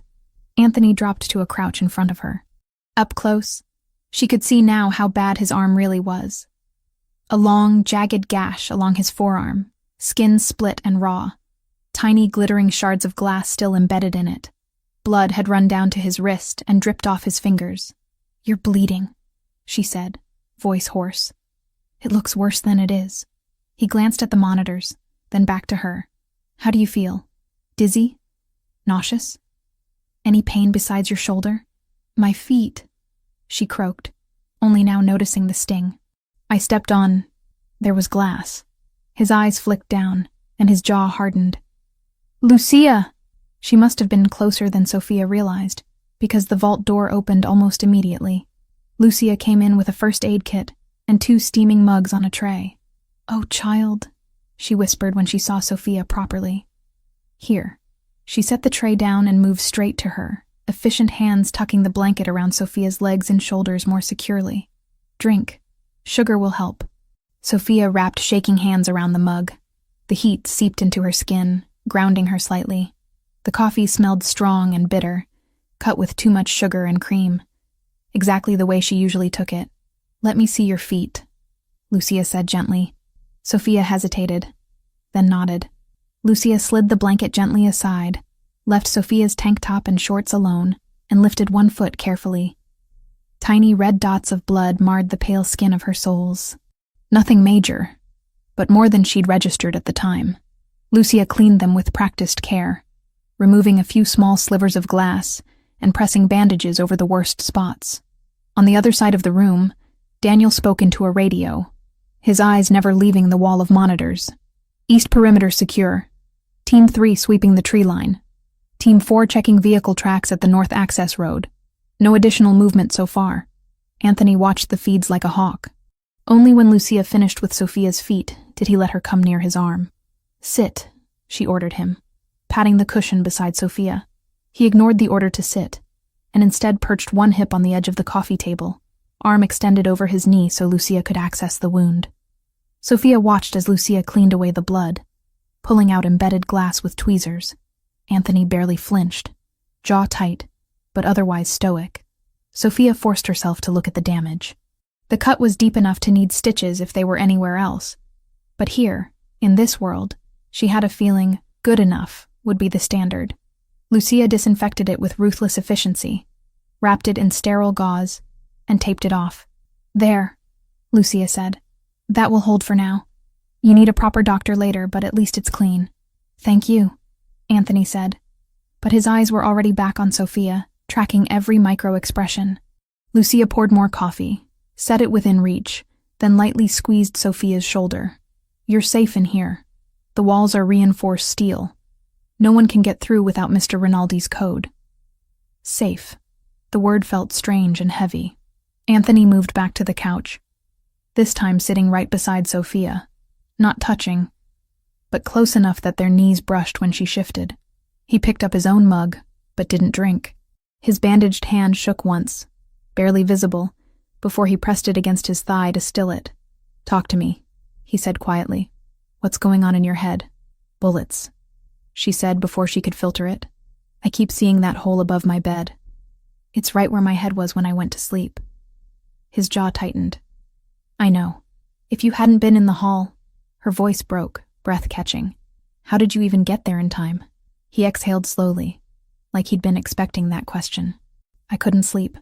Security sent me an updated report before midnight. Something in it bothered me.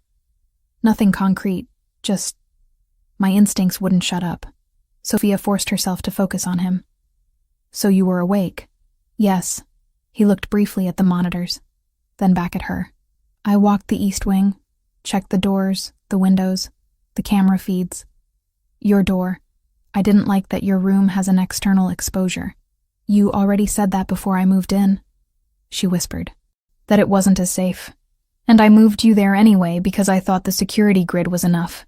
His gaze darkened. "That was my mistake. You didn't pull the trigger." "No." His voice turned flint hard. "But I put you in that room." Sophia took another sip of coffee. The trembling in her hands had lessened, but it was still there, just beneath the surface. Her shoulder throbbed in time with her pulse. Her feet stung dully under the bandages. "I don't understand how they got that close," she said. "Isn't this place impossible to get into?" "It's very difficult," Anthony corrected. "Not impossible. Especially if someone on the outside has help from someone on the inside." Sophia's stomach dropped. "You mean one of your people?" "Maybe. Or someone bribed a contractor months ago when we did renovations. Or someone got hold of old blueprints." He rubbed his jaw with his uninjured hand. "Daniel is finding out which one." But they knew enough to avoid certain cameras and hit a blind angle. And they knew which window was mine. "Yes, because they've been watching. Because they've been watching," he confirmed quietly. She studied his face. Beneath the iron control, the anger, the cold focus, there was something else. Something raw. Fear. Not generalized fear. Targeted, specific fear for her. "You were more scared for me than for yourself," she realized aloud. His eyes met hers. "Of course. You didn't even think. You just ran in there and threw yourself on top of me. That's the job. I'm not your job." The words came out sharper than she intended. His mouth twitched, not quite a smile. "No," he said. "You're not." They stared at each other. Everything that had been simmering between them since the selfie night, since before that, sat in the air. Undeniable now, impossible to shove back into the tidy box of employer-employee. On the monitors, the security teams moved like dark chess pieces across the property. Daniel reported that the shooter they'd dropped on the east lawn was being contained, that the runner had vanished into the dark, but that they had tire tracks and a direction. "It's a miracle you're both alive," Lucia murmured quietly, as she refilled their cups. Sophia flinched at the word. Miracle. It felt like too much, like jinxing it. "I brought her here to protect her," Anthony said. The statement was low, almost more to himself than to Lucia or Sophia. And the first real test of that protection, they get a shooter under her window. "You also got to her in time," Lucia pointed out. "You got to her before the third shot. You kept her from being dragged out of that bed while she was still asleep. That was you too." A muscle in his jaw jumped. "Not good enough." Sophia set her mug down carefully. "Anthony," he looked at her like he was bracing for a blow. "You can't make the shooters appear out of thin air and then blame yourself because they exist," she said. "You didn't invite them. You didn't put the gun in their hands. You got between them and me. I put you in this world," he countered. "I made you part of this by letting you stay. You made me part of this when you started having me in your house 3 days a week," she corrected softly. "When I became part of your routine. When they started taking pictures of me walking out of this door with that bag on my shoulder. The moment I stepped onto this property, I was in it. More than you wanted to admit." He said nothing, but his eyes told her she'd hit the mark. "You offered me a way out," she continued. "You said you could disappear me somewhere they'd never think to look. New name, new life. I did. And you'll still do that if I ask." Yes. His voice didn't waver. Even more so now. The room felt very small. Above them, the massive house, the grounds, the city pulsed along, unaware that everything had shifted for the people behind this steel door. "I'm not deciding that tonight," she said finally. "I can't. My brain is still stuck on the sound of my window being blown apart. That's fair. But I need you to hear something." She forced herself to look him straight in the eye. "I knew there would be danger when I chose to stay. I didn't know it would be like this, but I knew it wouldn't be simple or safe. I stayed anyway. I don't get to pretend I was dragged into this kicking and screaming." "You also didn't sign up for bullets in your bedroom," he said. "There's a difference between accepting abstract risk and having it come through your window at 3 a.m. No argument there." Her lips twisted. "But I also didn't sign up for you hovering outside my door because you couldn't sleep unless you knew I was okay. And I got that too." His eyes softened, the harsh lines of his face easing just a fraction. "You make it sound like a good thing. You're bleeding because you cared enough to be standing in that hallway." She nodded at his bandaged arm. "That's not nothing." He exhaled, something like relief or gratitude flickering over his features. "You're handling this better than I expected. Give me time." She muttered. "I might still break. If you do," he said quietly, "I'll be right here while it happens." An odd calm settled over her at that. Not because the danger had passed. It hadn't. But because there was something solid next to her in this concrete box. Someone who had already proven what he would do when things went bad. Lucia busied herself at the kitchenette, pretending to give them privacy. Daniel's voice murmured updates into his radio. The monitors showed the ground slowly emptying of scrambling figures as teams finished their sweeps and returned to their posts.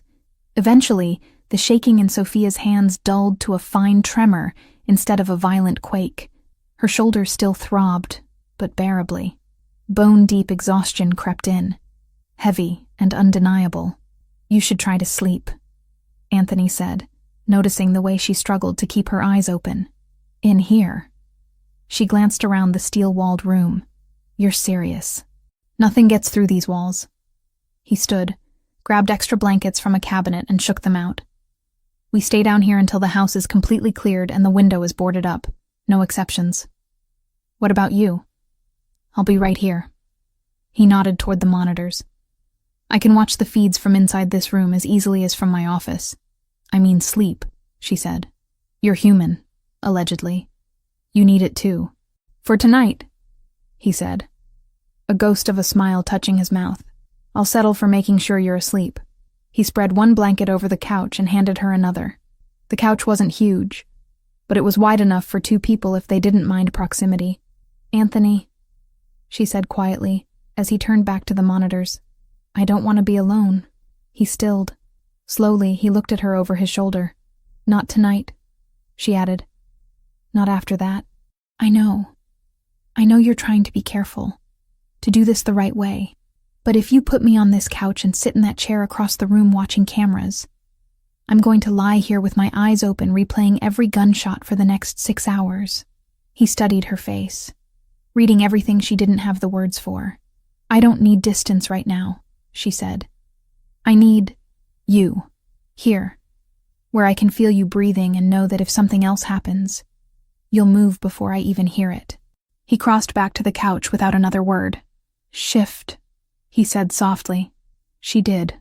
He lay down carefully behind her, the couch forcing them close, his chest pressed against her back, one arm sliding under her head as an extra pillow, the other settling over her waist in a loose, protective hold. The blankets cocooned them in shared warmth. "Is this all right?" he asked. She curled her fingers around his forearm, feeling the rough edges of the bandage beneath her palm. "Yes." His breath stirred the hair at the nape of her neck. "Nobody's getting through that door," he said. "Nobody's getting to you while I'm here. I believe you." It was the simplest truth she had in this moment. The house, the shooters, the betrayals, the what comes next. All of it felt too big, too complex. But the weight of his arm over her, the steady rise and fall of his chest against her back, the memory of how fast he'd moved when the glass shattered, those were tangible. Her eyes drifted to the monitors one last time. Tiny figures moved on the screens, finishing their sweeps, securing the perimeter. The image of her blown-out window appeared on one feed, taped off, lights glaring harshly in the night. She closed her eyes. The echo of gunshots still ricocheted faintly in her skull, but each time the memory tried to sharpen, it bumped up against the reality of Anthony's heartbeat under her hand. Solid. Relentless. Present. She didn't know what she would decide in the morning, whether this was a life she could live with, whether love was enough to make this level of danger bearable. For now, in this steel box underground with a Mafia boss wrapped around her like a shield, she let herself do the one thing her body had been fighting since the glass first broke. She slept. Sophia woke to the low murmur of male voices and the quiet hum of electronics. For a moment, she didn't remember where she was. The couch under her felt wrong, too narrow to be a bed, the air cooler than a bedroom should be. Then she registered the metal tang in the room, the faint glow of multiple screens, and the heavy weight draped over her waist. Anthony. They were still in the safe room. His arm held her snug against him, forearm banded across her middle, palm resting flat just under her ribs. His body was a solid line of warmth at her back, chest rising and falling slowly. At some point during the night, her hand had curled around his injured forearm, fingers resting just above the edge of the bandage. No additional movement on the east side, Daniel was saying quietly from somewhere near the monitors. Team's report clear. We've doubled the rotation on outside posts. No one in or out without visual ID and voice confirmation. Anthony's chest expanded against her as he took a deeper breath. And the shooter? Being handled off-site. Daniel hesitated. He's not top tier, a hired gun. But he knew enough to avoid cameras and hit that angle. That knowledge came from somewhere we didn't intend. Inside leak, Anthony said. Looks like it. Sophia kept her eyes closed, breathing slow and even. She wasn't ready yet to let go of the illusion of safety that came from pretending she was still asleep. The conversation washed over her in clipped phrases. Perimeter, blind spots, intel, containment. Words that belonged firmly to Anthony's world, not hers. The pattern fits with what we picked up before, Daniel went on. The O'Sullivan chatter about leveraging the translator. The timing matches too. This wasn't random. Sophia's fingers tightened unconsciously on Anthony's arm. His free hand came up, fingers brushing over the back of hers in a brief, reassuring stroke. He knew she was awake. He'd probably known the second she surfaced from sleep. Get me everything you pulled from the shooter, Anthony said. Names, contacts, payment. I want a direct line back to whoever signed off on last night. We'll have more in a few hours, Daniel replied. For now, we know enough. The order to grab her came from O'Sullivan's side. Whether Michael himself signed off or a hothead under him went rogue, that's still unclear. But it's them, the O'Sullivans again. Always circling at the edge of her understanding, faceless and amorphous until last night when their intentions had taken the shape of bullets. Give us a minute, Anthony said. Sophia heard Daniel's footsteps retreat, the soft click of the heavy door's inner mechanisms as it sealed behind him. Then it was just the two of them, and the quiet background hum of the room. You can stop pretending now, Anthony murmured near her ear. His tone was gentler than it had been when he'd been barking orders a few moments earlier. You've been awake for 10 minutes. She opened her eyes, caught by how easily he read her. You could tell? I can always tell. His thumb traced a slow line across the back of her hand. How do you feel? Like I got tackled by a truck, she said honestly. Everything aches. My shoulder hates you. Your shoulder can get in line, he said dryly. I've got a whole organization that hates me right now. She huffed out something that was almost a laugh, then pushed herself to sit up a bit. The movement pulled at muscles that had stiffened overnight. Anthony sat up with her, one hand hovering at her back, like he was ready to steady her if she so much as swayed. The security feeds showed gray morning light over the manicured lawns. Men still moved through some of the frames, but the chaotic rush of the night had settled into structured patrols. Did you sleep at all? She asked. A little. He rolled his shoulder, wincing faintly. You drooled on my arm at one point. I did not. There is forensic evidence. Liar. His mouth curved. Okay, you didn't, but you snore when you're really out. I absolutely do not. You do a little thing with your nose, he said, eyes warming. It's very you. Sophia looked away before he could see how that simple, oddly tender observation hit her. So, the shooter was O'Sullivan's. Shooter suggests a professional, Anthony said. This guy was competent but not elite, which almost makes it worse. Someone with real skill would have cost them more. They thought this job was easy enough for a second-tier asset. Grab the translator, Sophia said slowly. Use her to control you. Something like that. And now? She swallowed. What happens now? Anthony didn't answer immediately. He rose, crossed to the small sink, and splashed water on his face one-handed, careful to keep his bandaged arm mostly out of the stream. When he came back, his hair was damp and his features more awake, but the same hard calculation sat in his eyes. Now, he said, sitting beside her again, we stop being purely reactive. Last night was reactive, she repeated. They made a move. We survived it. We locked down. That's reacting. It keeps you alive in the moment, but it doesn't solve the problem. He laced his fingers together, forearms resting on his thighs. The problem is this. The O'Sullivans think they can use you as leverage. They see you as a piece on the board they can grab and move at will. Until that changes, you're not safe. Not really. Not in Boston. Not here. Not anywhere. Sophia absorbed that. So how do you change it? You change the calculation. His gaze flicked to the monitors, then back to her. Right now, they think taking you is worth the risk.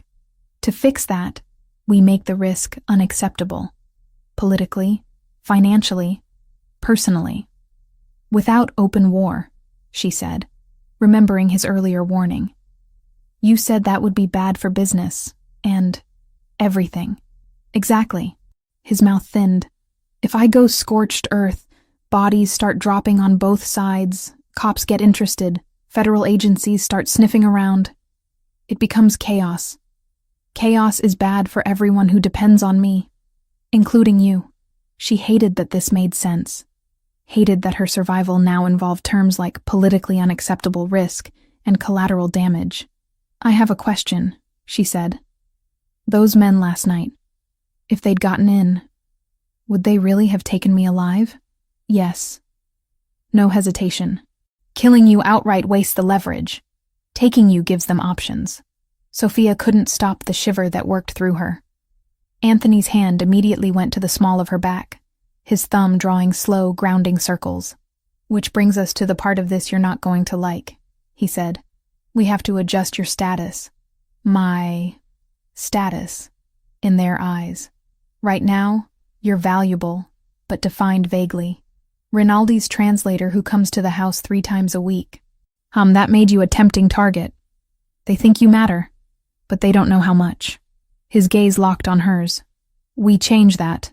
We make it clear to everyone watching that you're not a quiet, replaceable employee.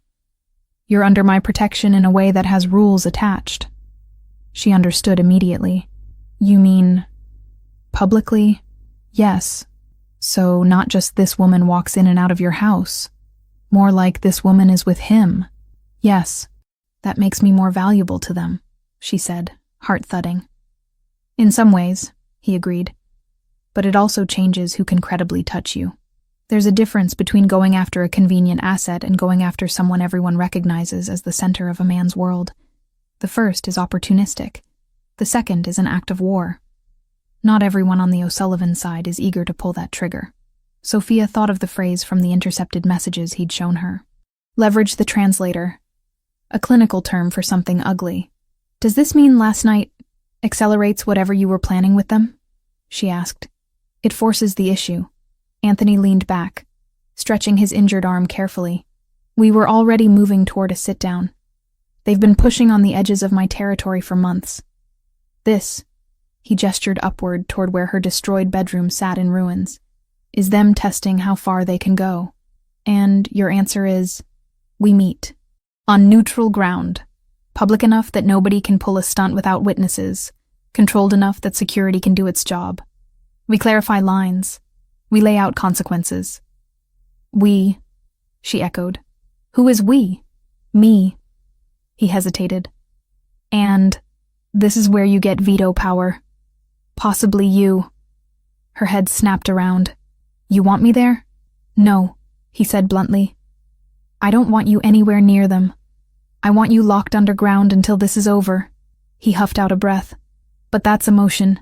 Strategically, having you visible at that meeting changes the calculus. How? Right now, they're guessing how much you matter.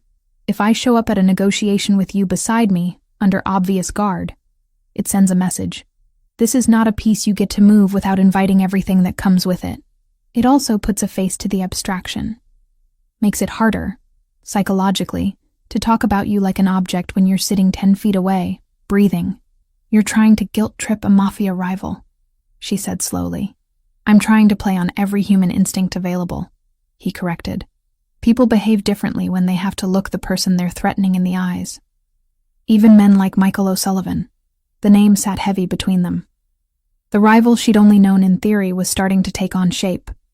A man calculating enough to send shooters to her window, but also someone with his own rules and fears. And if I say no? She asked quietly. If I say I won't be paraded into some meeting so you can send a message? Then we find another way. Anthony said immediately. This is your life. You get a say in how it's used. I won't drag you into a room you're not willing to enter. She appreciated that more than she could say. The last 24 hours had stripped control from her in a dozen ways. Having him explicitly hand a piece of it back mattered. Do you think it would work? She asked. Me being there. Yes. No hesitation. Because it forces them to acknowledge reality. You're not theoretical leverage. You're a person who now knows exactly how far they're willing to go. That knowledge cuts both ways. She stared at the monitors, at the slowly brightening grounds. You said something last night. That if you just hit back now, it's war. So this is you trying something between letting them get away with it and burning everything down. Exactly. She was quiet for a long moment. Then, okay. Anthony blinked. Okay, I'll go, she said. Her voice shook, but the words were steady. If that's what it takes to make them understand I'm not a pawn they get to move without consequences, I'll go. He searched her face. You're sure? No, she admitted. I'm not sure about anything right now. I'm scared out of my mind. But I also know I don't want to spend the rest of my life hiding in safe rooms waiting for someone else to decide I'm done being useful. If being in that room helps draw a line, then I'll be in the room. His hand closed around hers, strong and warm. You're braver than you think, or just too tired to come up with a better argument. She swallowed. What does that even look like? This meeting. We'll set it on territory neither side fully controls. Somewhere both of us have equal reason not to trash. Likely a restaurant that's already accustomed to hosting delicate conversations. His thumb brushed over her knuckles. There will be security on both sides. We agree to weapons rules beforehand. I'll have snipers in place. He'll have spotters. Everyone will know everyone is covered. That keeps egos in check. And me? You'll be escorted in with me, he said. Daniel driving, my men closest. You between us. You won't be alone for a second. You won't sit next to Michael. You won't speak to him directly unless you choose to. You're there as fact, not bait. Anthony. He tightened his grip once, sensing her rising panic. You'll be safe. As safe as anyone can be in a room like that. They can't touch you there without setting off something none of them actually want. You keep saying, they don't want war, Sophia said. But last night looked a lot like someone flirting with it. Someone under Michael. Anthony said. That's my read anyway. A hothead lieutenant trying to impress the boss by bringing him a shiny bargaining chip. Me. You. His mouth hardened. If Michael had personally ordered a full-scale move, it wouldn't have been 2 shooters on my lawn at 3 a.m. It would have been a coordinated hit on multiple fronts. This was pressure. A test. Now I push back and see whether he reins his people in or doubles down. She realized, with a sudden startling clarity, that this was what leadership looked like in his world. Not just violence, chess, reading pressure points, knowing when to press and when to pull back, knowing when to walk into a room full of enemies and trust that the rules holding everyone in place would actually work. If we go, she said slowly. You have to promise me something. Name it. No cowboy moves. No dramatic lunges. No deciding in the moment that you're going to take him out because you're sick of this dance. I'm agreeing to walk into that room on the assumption that we're there to talk, not to start the war you said would destroy everything. His lip curled faintly. You really think I'm that reckless? I think you love me enough to do something stupid if he so much as looks at me wrong, she said, the words slipping out before she could catch it. Silence fell between them. She felt heat climb her neck.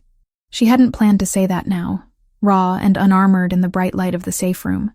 Anthony's grip on her hand tightened again. Just a fraction. You're right, he said quietly. I do, and I won't. No cowboy moves. No first shots from our side. We go in with the intent to leave with fewer enemies than we walked in with. And if he doesn't play by those rules, then, Anthony said, eyes going colder than she'd ever seen them, we adapt. But I won't drag you into that room as cover for something I intend to do anyway. That's not who I am. She searched his face. Believed him. The inner door clicked again. Daniel stepped in, tablet in hand. Sorry to interrupt, he said. We've got more from the shooter, and I've put feelers out toward O'Sullivan. He's already heard about last night. Word is he's not pleased. Not pleased it failed? Sophia asked before she could stop herself. Not pleased it happened, Daniel answered, surprising her. A stunt like that without his clear approval makes him look like he can't control his own house. That's bad for a man like him. Bad for business. Anthony's mouth twitched in something that wasn't quite a smile. So he has a mess to clean up, same as I do. Exactly, Daniel said. He's more likely to sit down now, if only to make sure no one else under him gets creative. Good. Anthony rose, all business again. Reach out. Tell him I want to meet. Today. Neutral ground. Daniel nodded. And Miss Grant? She comes, Anthony said. Daniel's eyes flicked to Sophia, gauging her reaction. You're sure? No, she said honestly. But I'm coming anyway. A brief glint of respect crossed Daniel's face. Understood. I'll pick a place with good sightlines and bad cell service. When Daniel left again, Anthony turned back to her. We have a few hours before anything happens. Try to rest if you can. Eat. Shower. We'll move you to an interior room to change. No windows. No more windows for me, she said weakly. Not for a while, he agreed. Interior walls only. She let him help her stand. Her legs felt unsteady, but they held, as they stepped out of the safe room into his office. The house felt different.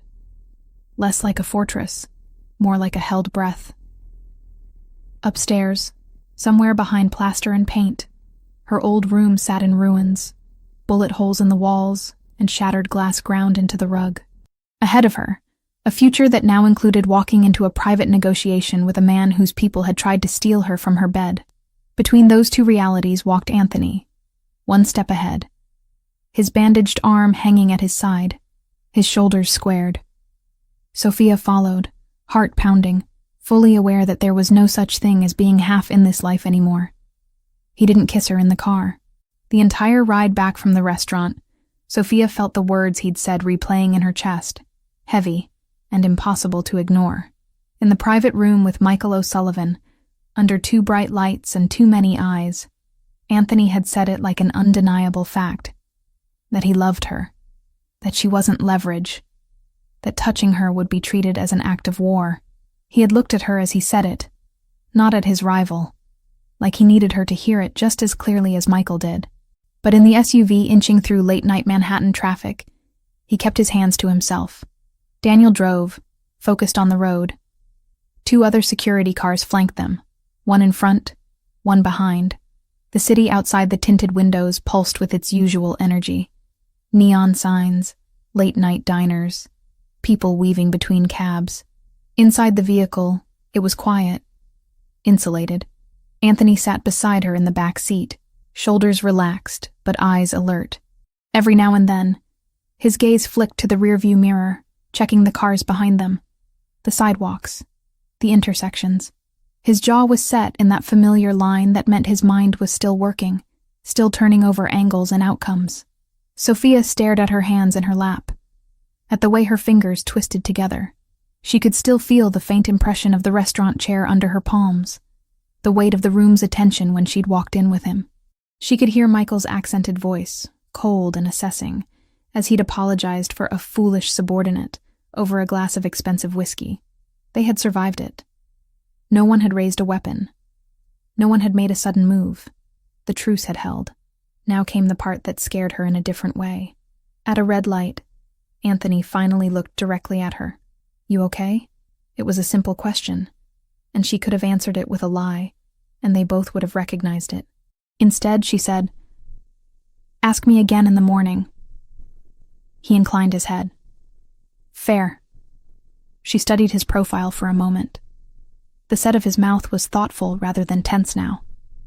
The fury he'd carried into the meeting had cooled into something quieter, resolved rather than explosive. "You meant it," she said softly. "What you said in there." His gaze came back to her, focused and unguarded. "Yes." "You told him you love me." The word still felt fragile in her mouth, like something that could shatter if handled too carelessly. "You told your rival that the woman he tried to use against you is the person you're in love with." "Yes," he said again, like there was no other possible answer. "And you said it for him to hear it," she went on, forcing herself not to look away. "But you also said it for me, didn't you? For both of you," he admitted. Michael needed to understand what he was dealing with. "And you—" His fingers flexed once on his thigh. "You deserve to hear it somewhere other than in the middle of a crisis bunker or shouted over gunfire." She let out a shaky breath that was almost a laugh. "You're not very good at timing." "I'm learning," he said dryly. The light changed. The SUV moved forward. Sophia watched their reflections slide along the dark glass of a storefront. A man and a woman sitting with too much space between them, both pretending to be calm. "When we get home," Anthony said after a moment, "we're going to have one conversation, before we talk about anything else. Before I get dragged into calls and debriefs and security briefings." "One conversation," she repeated. "About what?" "About everything," he said. "About what you want. About whether you're still in this. About what this even is." His mouth twisted. "That deserves to happen without Michael O'Sullivan watching me like a hawk from across a table." Her heart did a strange, complicated thing. Okay. The mansion was quieter than she'd ever seen it when they pulled through the gates. Security was visible now in a way it hadn't been before.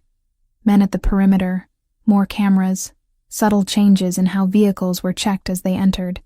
It felt less like a home and more like a command center that happened to have marble floors. Daniel pulled up under the covered entrance and put the SUV in park. "We're clear," he said, glancing back. "No tails." "Good," Anthony answered. "Get some sleep. We'll debrief in the morning." Daniel's gaze flicked to Sophia. A brief, respectful nod. "You did well in there," he said. "Most people without training wouldn't have lasted 5 minutes at that table." "Thank you," she said, meaning it.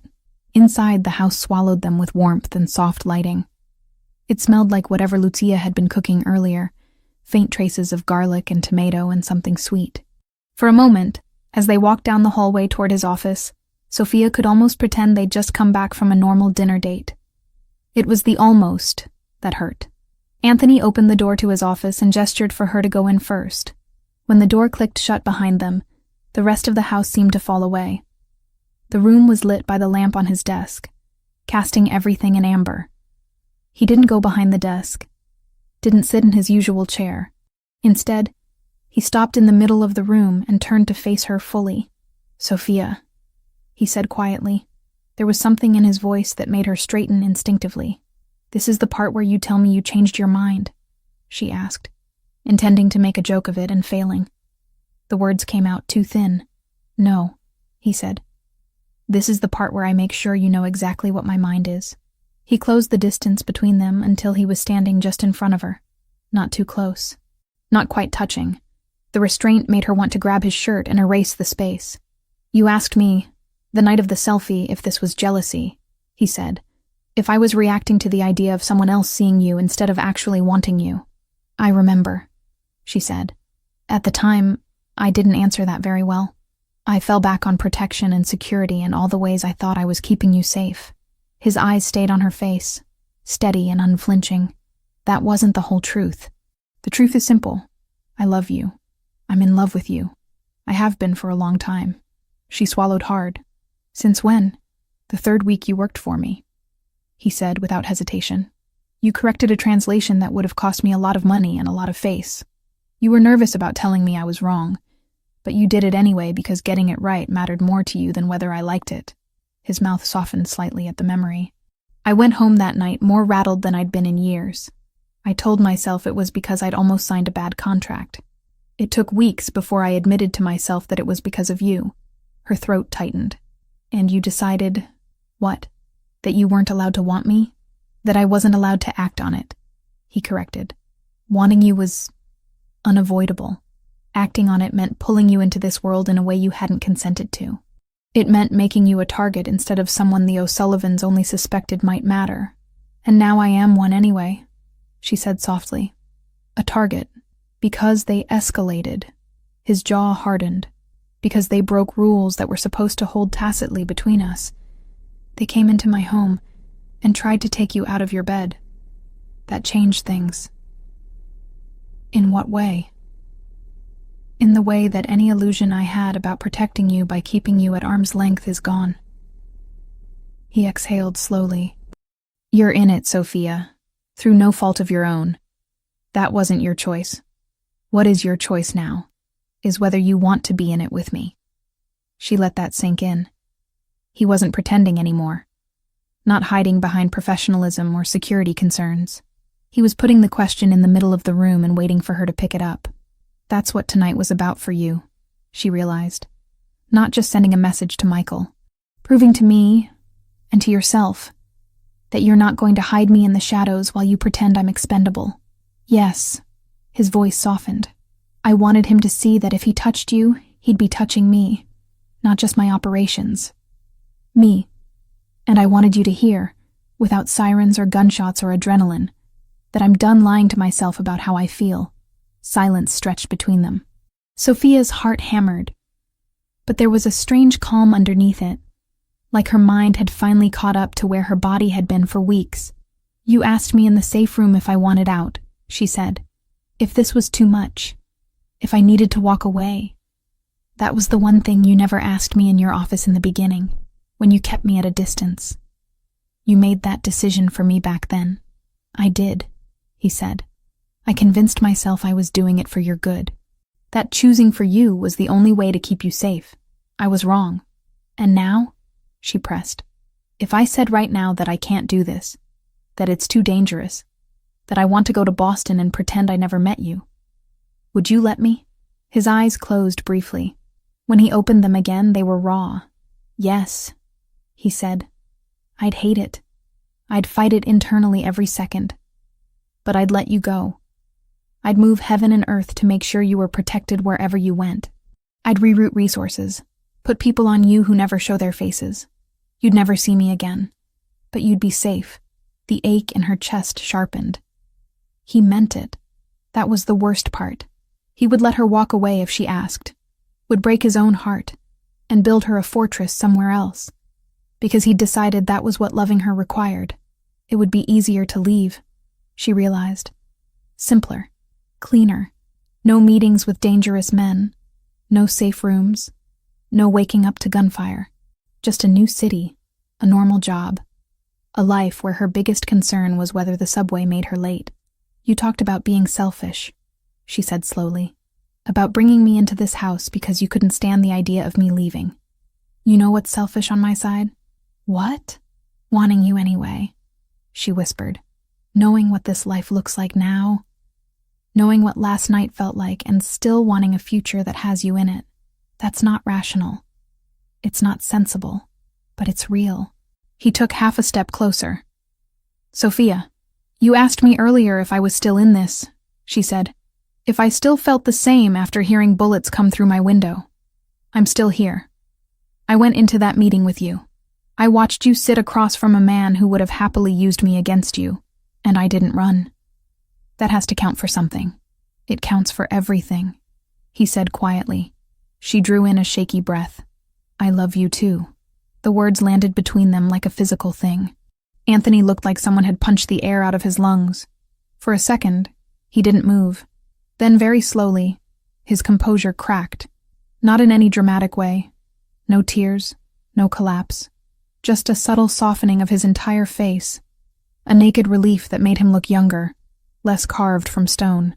Say it again, he asked. His voice was rough. Please, I love you. The fear didn't go away when she said it. Neither did the awareness of what that meant, of what it would cost. But the truth was solid under all of that. I have for a long time. I tried to stop. I tried to move on. I tried to take a job in another state to make this easier on both of us. None of it worked. He closed the last bit of distance between them and lifted his hands to her face. Fingers framing her jaw, thumbs brushing along her cheekbones. You understand what you're choosing, he said. The danger. The instability. The nights like last night. I understand enough to know it's not going to be easy, she said. And I also understand that every time I imagined leaving, it hurt more than the idea of staying and being afraid. He kissed her then. It was nothing like the stolen moments in the kitchen, or the desperate collision of mouths in the safe room when they'd thought the world might end. This kiss was deliberate. Slow. His lips on hers. Firm and reverent. Like he was sealing something rather than testing it. Sophia rose onto her toes, hands fisting in the front of his shirt, pulling him closer. His fingers slid into her hair, deepening the kiss in gradual increments, giving her room to breathe or pull back or change her mind. She didn't. When they finally broke apart, breathing slightly faster, his forehead rested against hers. His hands stayed in her hair, thumb stroking the sensitive skin just behind her ear. I need to make you another promise, he said quietly. Two, actually. Okay, she whispered. First, he said, I will never lie to you about danger to make you more comfortable. I won't tell you you're safe when you're not. I won't minimize threats because I'm afraid you'll leave if you see them clearly. If something is coming, you'll know. She nodded, swallowing hard. And the second? The second is that loving you doesn't erase what I am.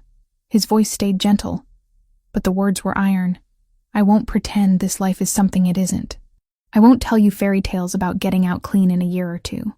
I have legitimate businesses now, yes, but the parts of my world that draw men like O'Sullivan don't disappear because I want them to. If you stay, if we build something together, it's inside this reality, not some fantasy version of it. Sophia met his gaze. Then I need to make you a promise too. He waited. I won't punish you for what you can't change, she said.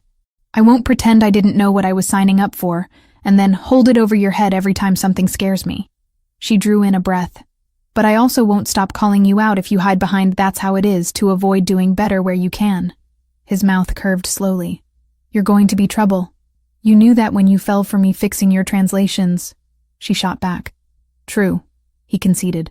He kissed her again, softer this time. And when they parted, he didn't move far. His hand slid down to rest lightly at her waist, fingers splayed. So what does this, us, actually look like now? She asked. Day to day. Messy, he said honestly. There will be days when it feels normal. Breakfast in the kitchen, you working on translations, me yelling at contractors. There will be days when the phone rings and I have to leave in the middle of dinner. Nights when security wakes us up because someone did something stupid 3 boroughs over and it ripples back here. And me? You, he said, will not be a ghost in this house anymore. Everyone already knows you're here. After tonight, they know exactly what you are to me. You'll still work if you want to. Translate, write, whatever path you carve out.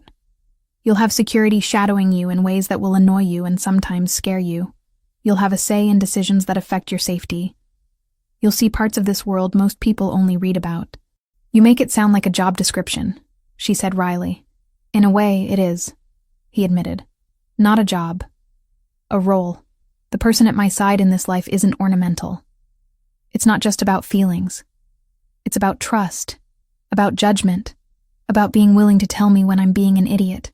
You are an idiot sometimes, she said. I know. His gaze softened again. That's one of the reasons I need you. The weight of what he was offering settled over her. Not a fairy tale. Not a rescue. A partnership built in a dangerous world, grounded in hard truths and complicated logistics.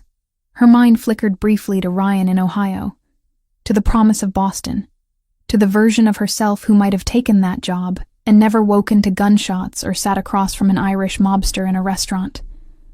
That version lived in a universe parallel to this one, forever out of reach now. This doesn't mean I won't get scared, she said. I expect you to get scared, he answered. If you weren't, I'd be worried. And it doesn't mean you get to make unilateral decisions for my own good anymore, she added. If you're going to change our lives in a major way, I get a vote. He nodded. You have my word. On everything? She pressed. On everything that touches you, he said. I can't promise you a seat at every business discussion. Some things are ugly in ways you don't need in your head. But if it affects your safety, your freedom, your life, you're in that conversation. No exceptions. She believed him. Not because she thought he was incapable of messing up, but because he was being deliberate now. Conscious. Choosing openness where he'd once chosen distance. Okay, she said again, the word heavier now. Then I'm in. With you. In all of it. Something like awe flickered through his eyes. He pulled her into his chest, arms wrapping around her in a tight embrace, as if some part of him still didn't believe she was really there, really choosing this. She pressed her face against his shoulder, inhaled the familiar mix of soap and cologne, and something uniquely him. They stood like that for a long time, the outside world pressing against the windows, while inside the office the axis of her life shifted and settled. Later, when she finally went to the interior room they'd set up for her, a room with no exterior windows, with reinforced walls, with a bed that hadn't been shredded by gunfire. She lay awake for a while, listening to the quiet. Her mind replayed the last week. Selfies and fights and confessions and bullets. The weight of his body over hers. The cold air rushing through broken glass. The way he'd said, I love you, like it was both an admission and a vow. When she finally drifted off, she did it with the knowledge that fear would be a regular visitor in this new life. But so would he, and for now, that was enough to steady her. Down the hall, in his own room, Anthony stared at the ceiling in the dark, feeling both more exposed and more anchored than he ever had. For the first time in years, he wasn't planning alone. The decisions ahead were heavier, because they touched more than just him. He turned onto his side, reached for his phone, and opened his messages. A photo stared back at him, a mirror selfie in a burgundy dress, posted days ago by a woman who'd thought she was invisible. He didn't ask her to delete it. He set the phone down, closed his eyes, and let himself imagine, just for a moment, that all the things they'd promised each other in his office were possible. In the fragile quiet between one crisis and the next, that belief was the only thing that made the rest of it make sense. 6 months later, the house didn't feel like a fortress anymore. It felt like a place that had learned how to breathe again. The changes were subtle if you didn't know where to look. Extra cameras tucked into eaves. New guards at the gate, more rotation on the night shifts, a different brand of SUV in the garage with reinforced panels you couldn't see unless you knew what you were seeing. But the rhythms of the mansion had settled into something that felt almost normal. Sophia stood at the kitchen counter, laptop open, morning light pouring through the interior courtyard windows. She'd claimed this spot as her workspace most days, ignoring the more formal office Anthony had offered her.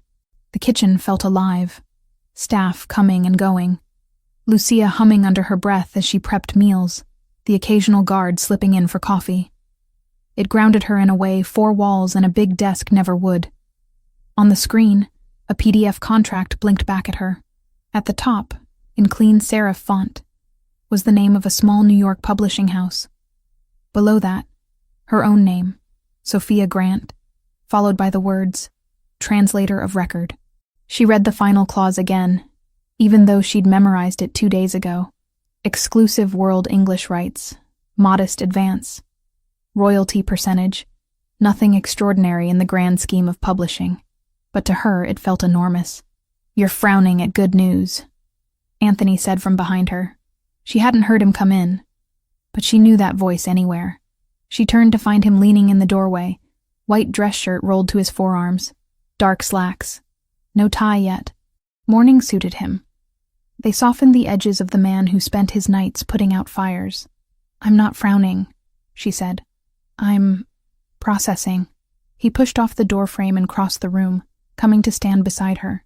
The faint smell of his cologne and coffee wrapped around her, familiar and comforting. "Processing the part where your name is going to be on the cover of a book?" he asked. She shrugged, unable to hide the small smile tugging at her mouth. "Maybe." Anthony bent, resting one hand on the counter, the other on the back of her chair, effectively caging her in. He glanced at the screen, then at her. "Sign it," he said. "You earned this." "You read the whole thing?" she asked. "Twice." His mouth curved. "Very boring. No hidden clauses about selling your soul to the Irish or stipulations that you must cease all association with dangerous men. Tragic," she murmured. "Those are my favorite clauses." He kissed the top of her head, the gesture easy now in a way it hadn't been months ago. Affection no longer felt like something snatched in stolen moments. It was woven through their days. Touches at breakfast, quick kisses in hallways, fingers brushing in passing. "Are you nervous?" he asked. "Yes," she admitted, "but in a good way. The kind of nervous that means something matters. Then that's the right kind." He straightened. "You should tell her today. She'll want to know." "Her who?" Sophia asked, even though she already knew. "My sister," he said. "Valentina. She flies in today. It would be a shame if you waited until she was here 5 minutes before dropping by, the way I'm getting published." "Right." Sophia's stomach fluttered with a very different kind of nervousness. "No pressure or anything? Just meeting your sister who thinks you're a semi-respectable businessman and not—" She gestured vaguely. "You." "I told her the truth," he said. "My version of it. Enough that she understands the world she's coming home to. She's not fragile, Piccola. Little one. She's stubborn. You'll like her." "She's your sister," Sophia said. "I'm terrified." "You face down Michael O'Sullivan across a table," Anthony reminded her. "Valentina is easier. She doesn't carry a gun. She just carries very strong opinions and a stethoscope. That's not comforting." He reached past her and tapped the screen. "Sign the contract. Then we'll worry about my sister judging me." She took a breath, clicked where indicated, and watched her name rendered digitally at the bottom of the document. It felt anticlimactic for something that changed so much and yet so little at the same time. "There," she said. "Done." Anthony's hand came to rest on the back of her neck, thumb skating gently over the base of her skull. "I'm proud of you." She tilted her head back to look at him.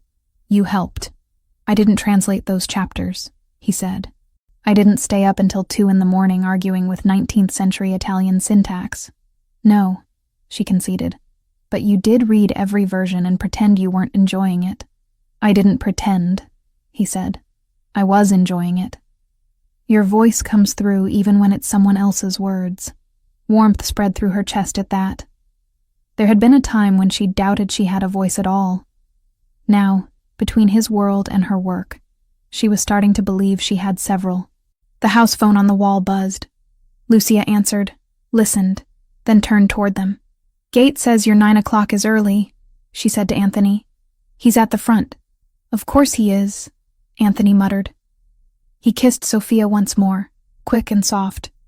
"Duty calls. Save me a copy of that contract. I'm framing it." She rolled her eyes. "That's weird. I'm a weird man." He winked at her and left, the door swinging shut behind him. Several hours later, the weirdness of their life reasserted itself in a very different way. Sophia was in the library when the alarm on her phone buzzed, a benign, everyday chime she'd set herself, not the piercing tone of the security system. It read, "Anthony's car check." She frowned, momentarily confused, then remembered. 2 weeks ago, after a particularly unsettling briefing about improvised explosives being used in Europe, Daniel had suggested randomizing vehicle checks before Anthony left the compound.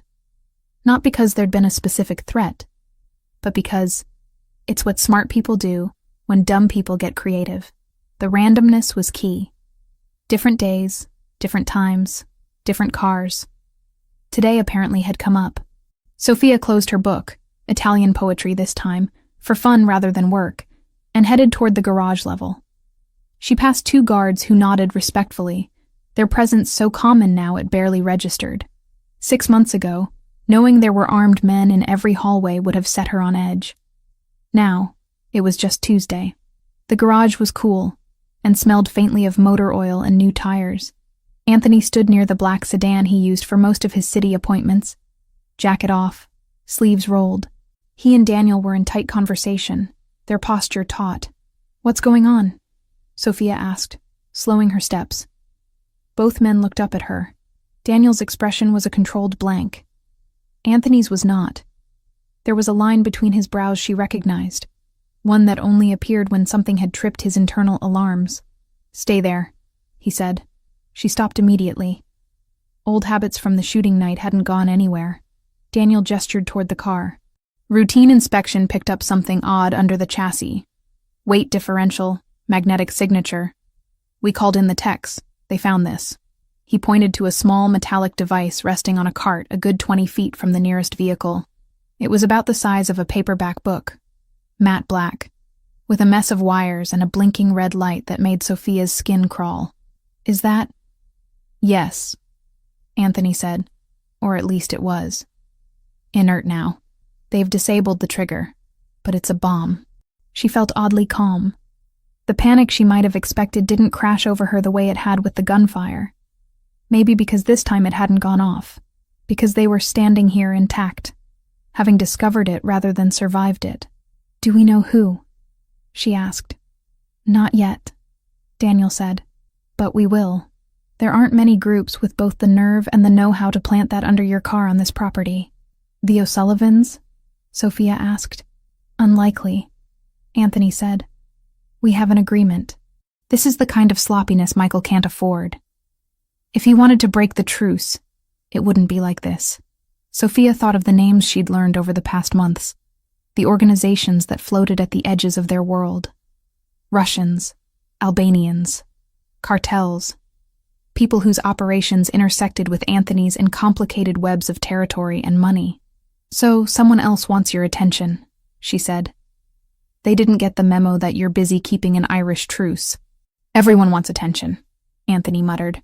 "Some just ask for it with bombs instead of meetings." "Boss," Daniel cut in, "they're sweeping the rest of the fleet. We'll have an answer on whether this was a one-off or a more enthusiastic installation soon. For now, we're locking down vehicle movement." "Do it," Anthony said. He looked back at Sophia. "You're not leaving the property until I say otherwise." She lifted an eyebrow. "Because of that?" "Yes. What if I promised to wear a helmet?" His mouth twitched unwillingly. "Not funny. Little bit funny." He closed the distance between them in 3 long strides. "Sophia." She sobered. "Okay. I won't argue. I like not exploding. It's become a new hobby." Daniel made a choked sound that might have been a laugh. "I'll let you know when we have something concrete," he said, then moved away, already barking orders into his radio. Anthony took her hand, fingers sliding between hers. They walked back up to the main floor together, leaving the cool garage and its ugly discovery behind. "You're not freaked out," he observed as they reached the hallway. "I am," she said, "but it's a different flavor than last time. Less blindsided." "You're getting used to this," he said quietly. "I'm getting better at existing with it," she corrected. "There's a difference. I don't think you ever really get used to people trying to blow you up." "No," he agreed. "You don't." They ended up in the small sitting room off the library, one of the cozier spaces in the house, with deep chairs and shelves of books that looked actually read rather than curated. Sophia curled into an armchair. Anthony sat in the one opposite, elbows on his knees, hands steepled. "So," she said after a minute. "Car bomb." "So," he echoed. "Does this change anything? Big picture?" "It accelerates some things," he said, "clarifies others. Someone out there isn't happy with the stability we've been building. They think they can scare me back into old patterns. Or test me the way Michael's man tested me with you." How do you respond? She asked. 6 months ago, she wouldn't have dared phrase it like that. Now, it was how they talked. Not, what are you going to do? But what do we do? Carefully, he said. We trace where it came from. We follow money, components, skilled hands. We make it clear that trying to blow me up in my own driveway has a price. But we don't blow up a city block in retaliation. We don't become the thing they're trying to paint us as. She nodded. Controlled anger, not wild. Exactly. He watched her for a moment. Something like admiration in his eyes. You really are in this now, he said. Not just living in the same house. You understand how the lines are drawn. I understand it matters who draws them, she said. And how? He smiled then, small and genuine. Remind me to never underestimate you again. You say that like you won't, she teased. Point taken. They sat in companionable silence until a soft knock sounded at the doorframe. Lucia appeared, balancing a tray with coffee and a plate of biscotti. Behind her, another figure hovered. Shorter, slimmer, dark hair pulled into a high ponytail, a rolling suitcase handle in one hand. Someone's here to see you, Lucia said. Her eyes were warm, amused. Or possibly him. Jury's still out. Anthony stood so fast his chair scraped the rug. Valentina. His sister grinned, the expression bright and immediate. She wore jeans, sneakers, and a navy hoodie with the logo of a Viennese university hospital. A stethoscope dangled casually around her neck like jewelry. Big brother, she said, dropping the suitcase handle and opening her arms. He crossed the space in 3 strides and pulled her into a hug that lifted her off her feet. Sophia watched something in him unwind in that moment, some tight coil loosening that even she hadn't fully seen before. When he set her down, Valentina looked past him, eyes landing on Sophia. They were the same deep brown as Anthony's, but where his often held storm clouds, hers sparkled with quick intelligence and mischief. And you must be the famous translator, she said, stepping forward without hesitation.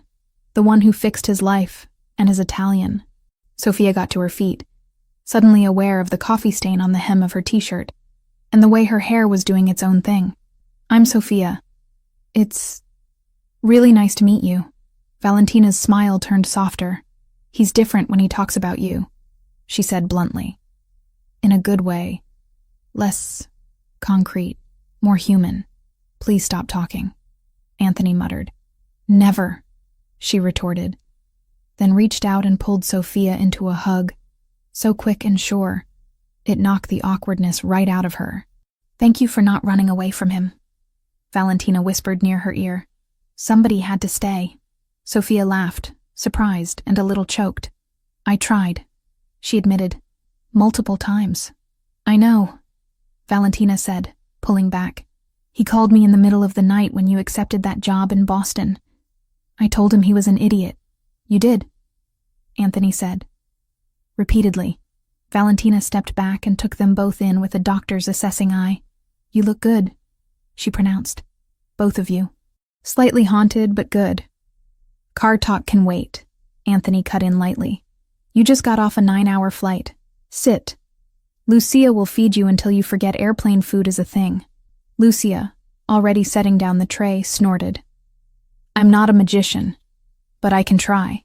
They settled into the chairs, Valentina perched sideways in hers, feet tucked up, radiating a kind of restless energy that filled the room. Conversation flowed easily.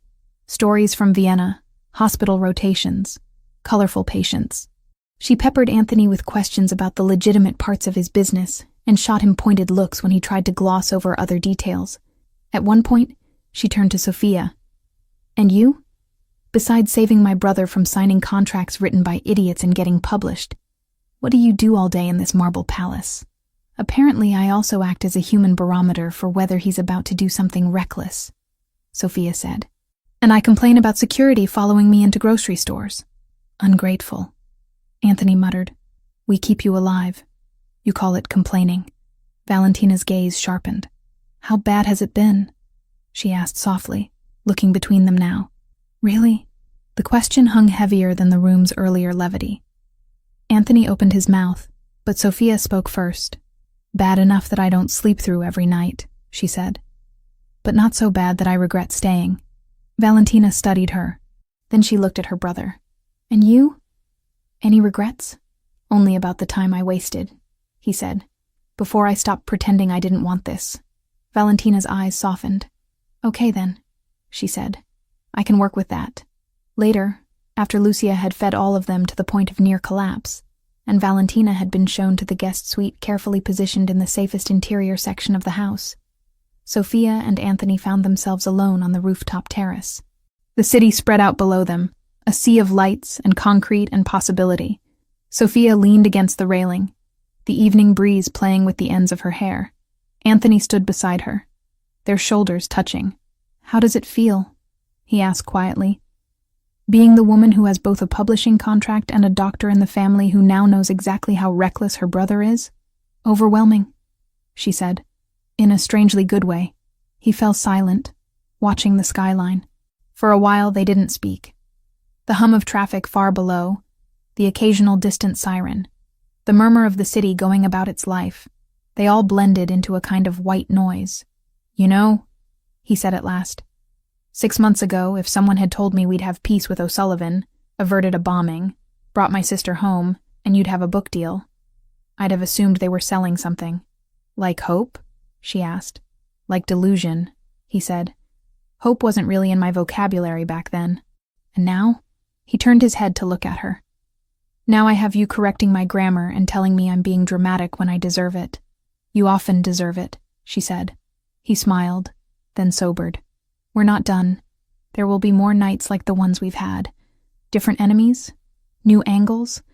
This isn't a happily ever after. It's a work in progress. You mean life, she said. Yes. He reached for her hand, lacing their fingers together. You still okay with that? She looked out at the city. Somewhere out there, other lives were unfolding. Simpler, maybe, or just complicated in different ways. She thought of her younger self, sitting in a cramped apartment with a translation gig and a crush on her boss, convinced she was invisible. She thought of the woman who'd posted a mirror selfie as both a test and a farewell.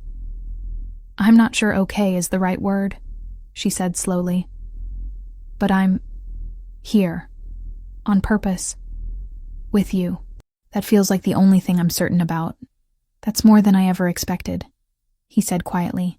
Down below, in the glow of the mansion's windows, Lucia moved through the kitchen, probably prepping breakfast for the next morning. Somewhere on the property, Daniel checked a perimeter camera, scanning for patterns no one else saw. In a guest room, Valentina texted friends in Vienna that she'd arrived, and her brother was less of a robot than advertised. Earlier, she'd finally made the call she'd been avoiding. Ashley answered on the first ring, a rush of relief and fury tangled together in her voice. Sophia kept it simple, safe, promised she was all right, and promised again that she hadn't vanished on purpose. When Ashley's anger broke into shaky laughter, Sophia found herself laughing too, damp-eyed and grateful. They set a date for coffee in a crowded cafe, soon, somewhere public, somewhere normal, somewhere Daniel could watch without being seen.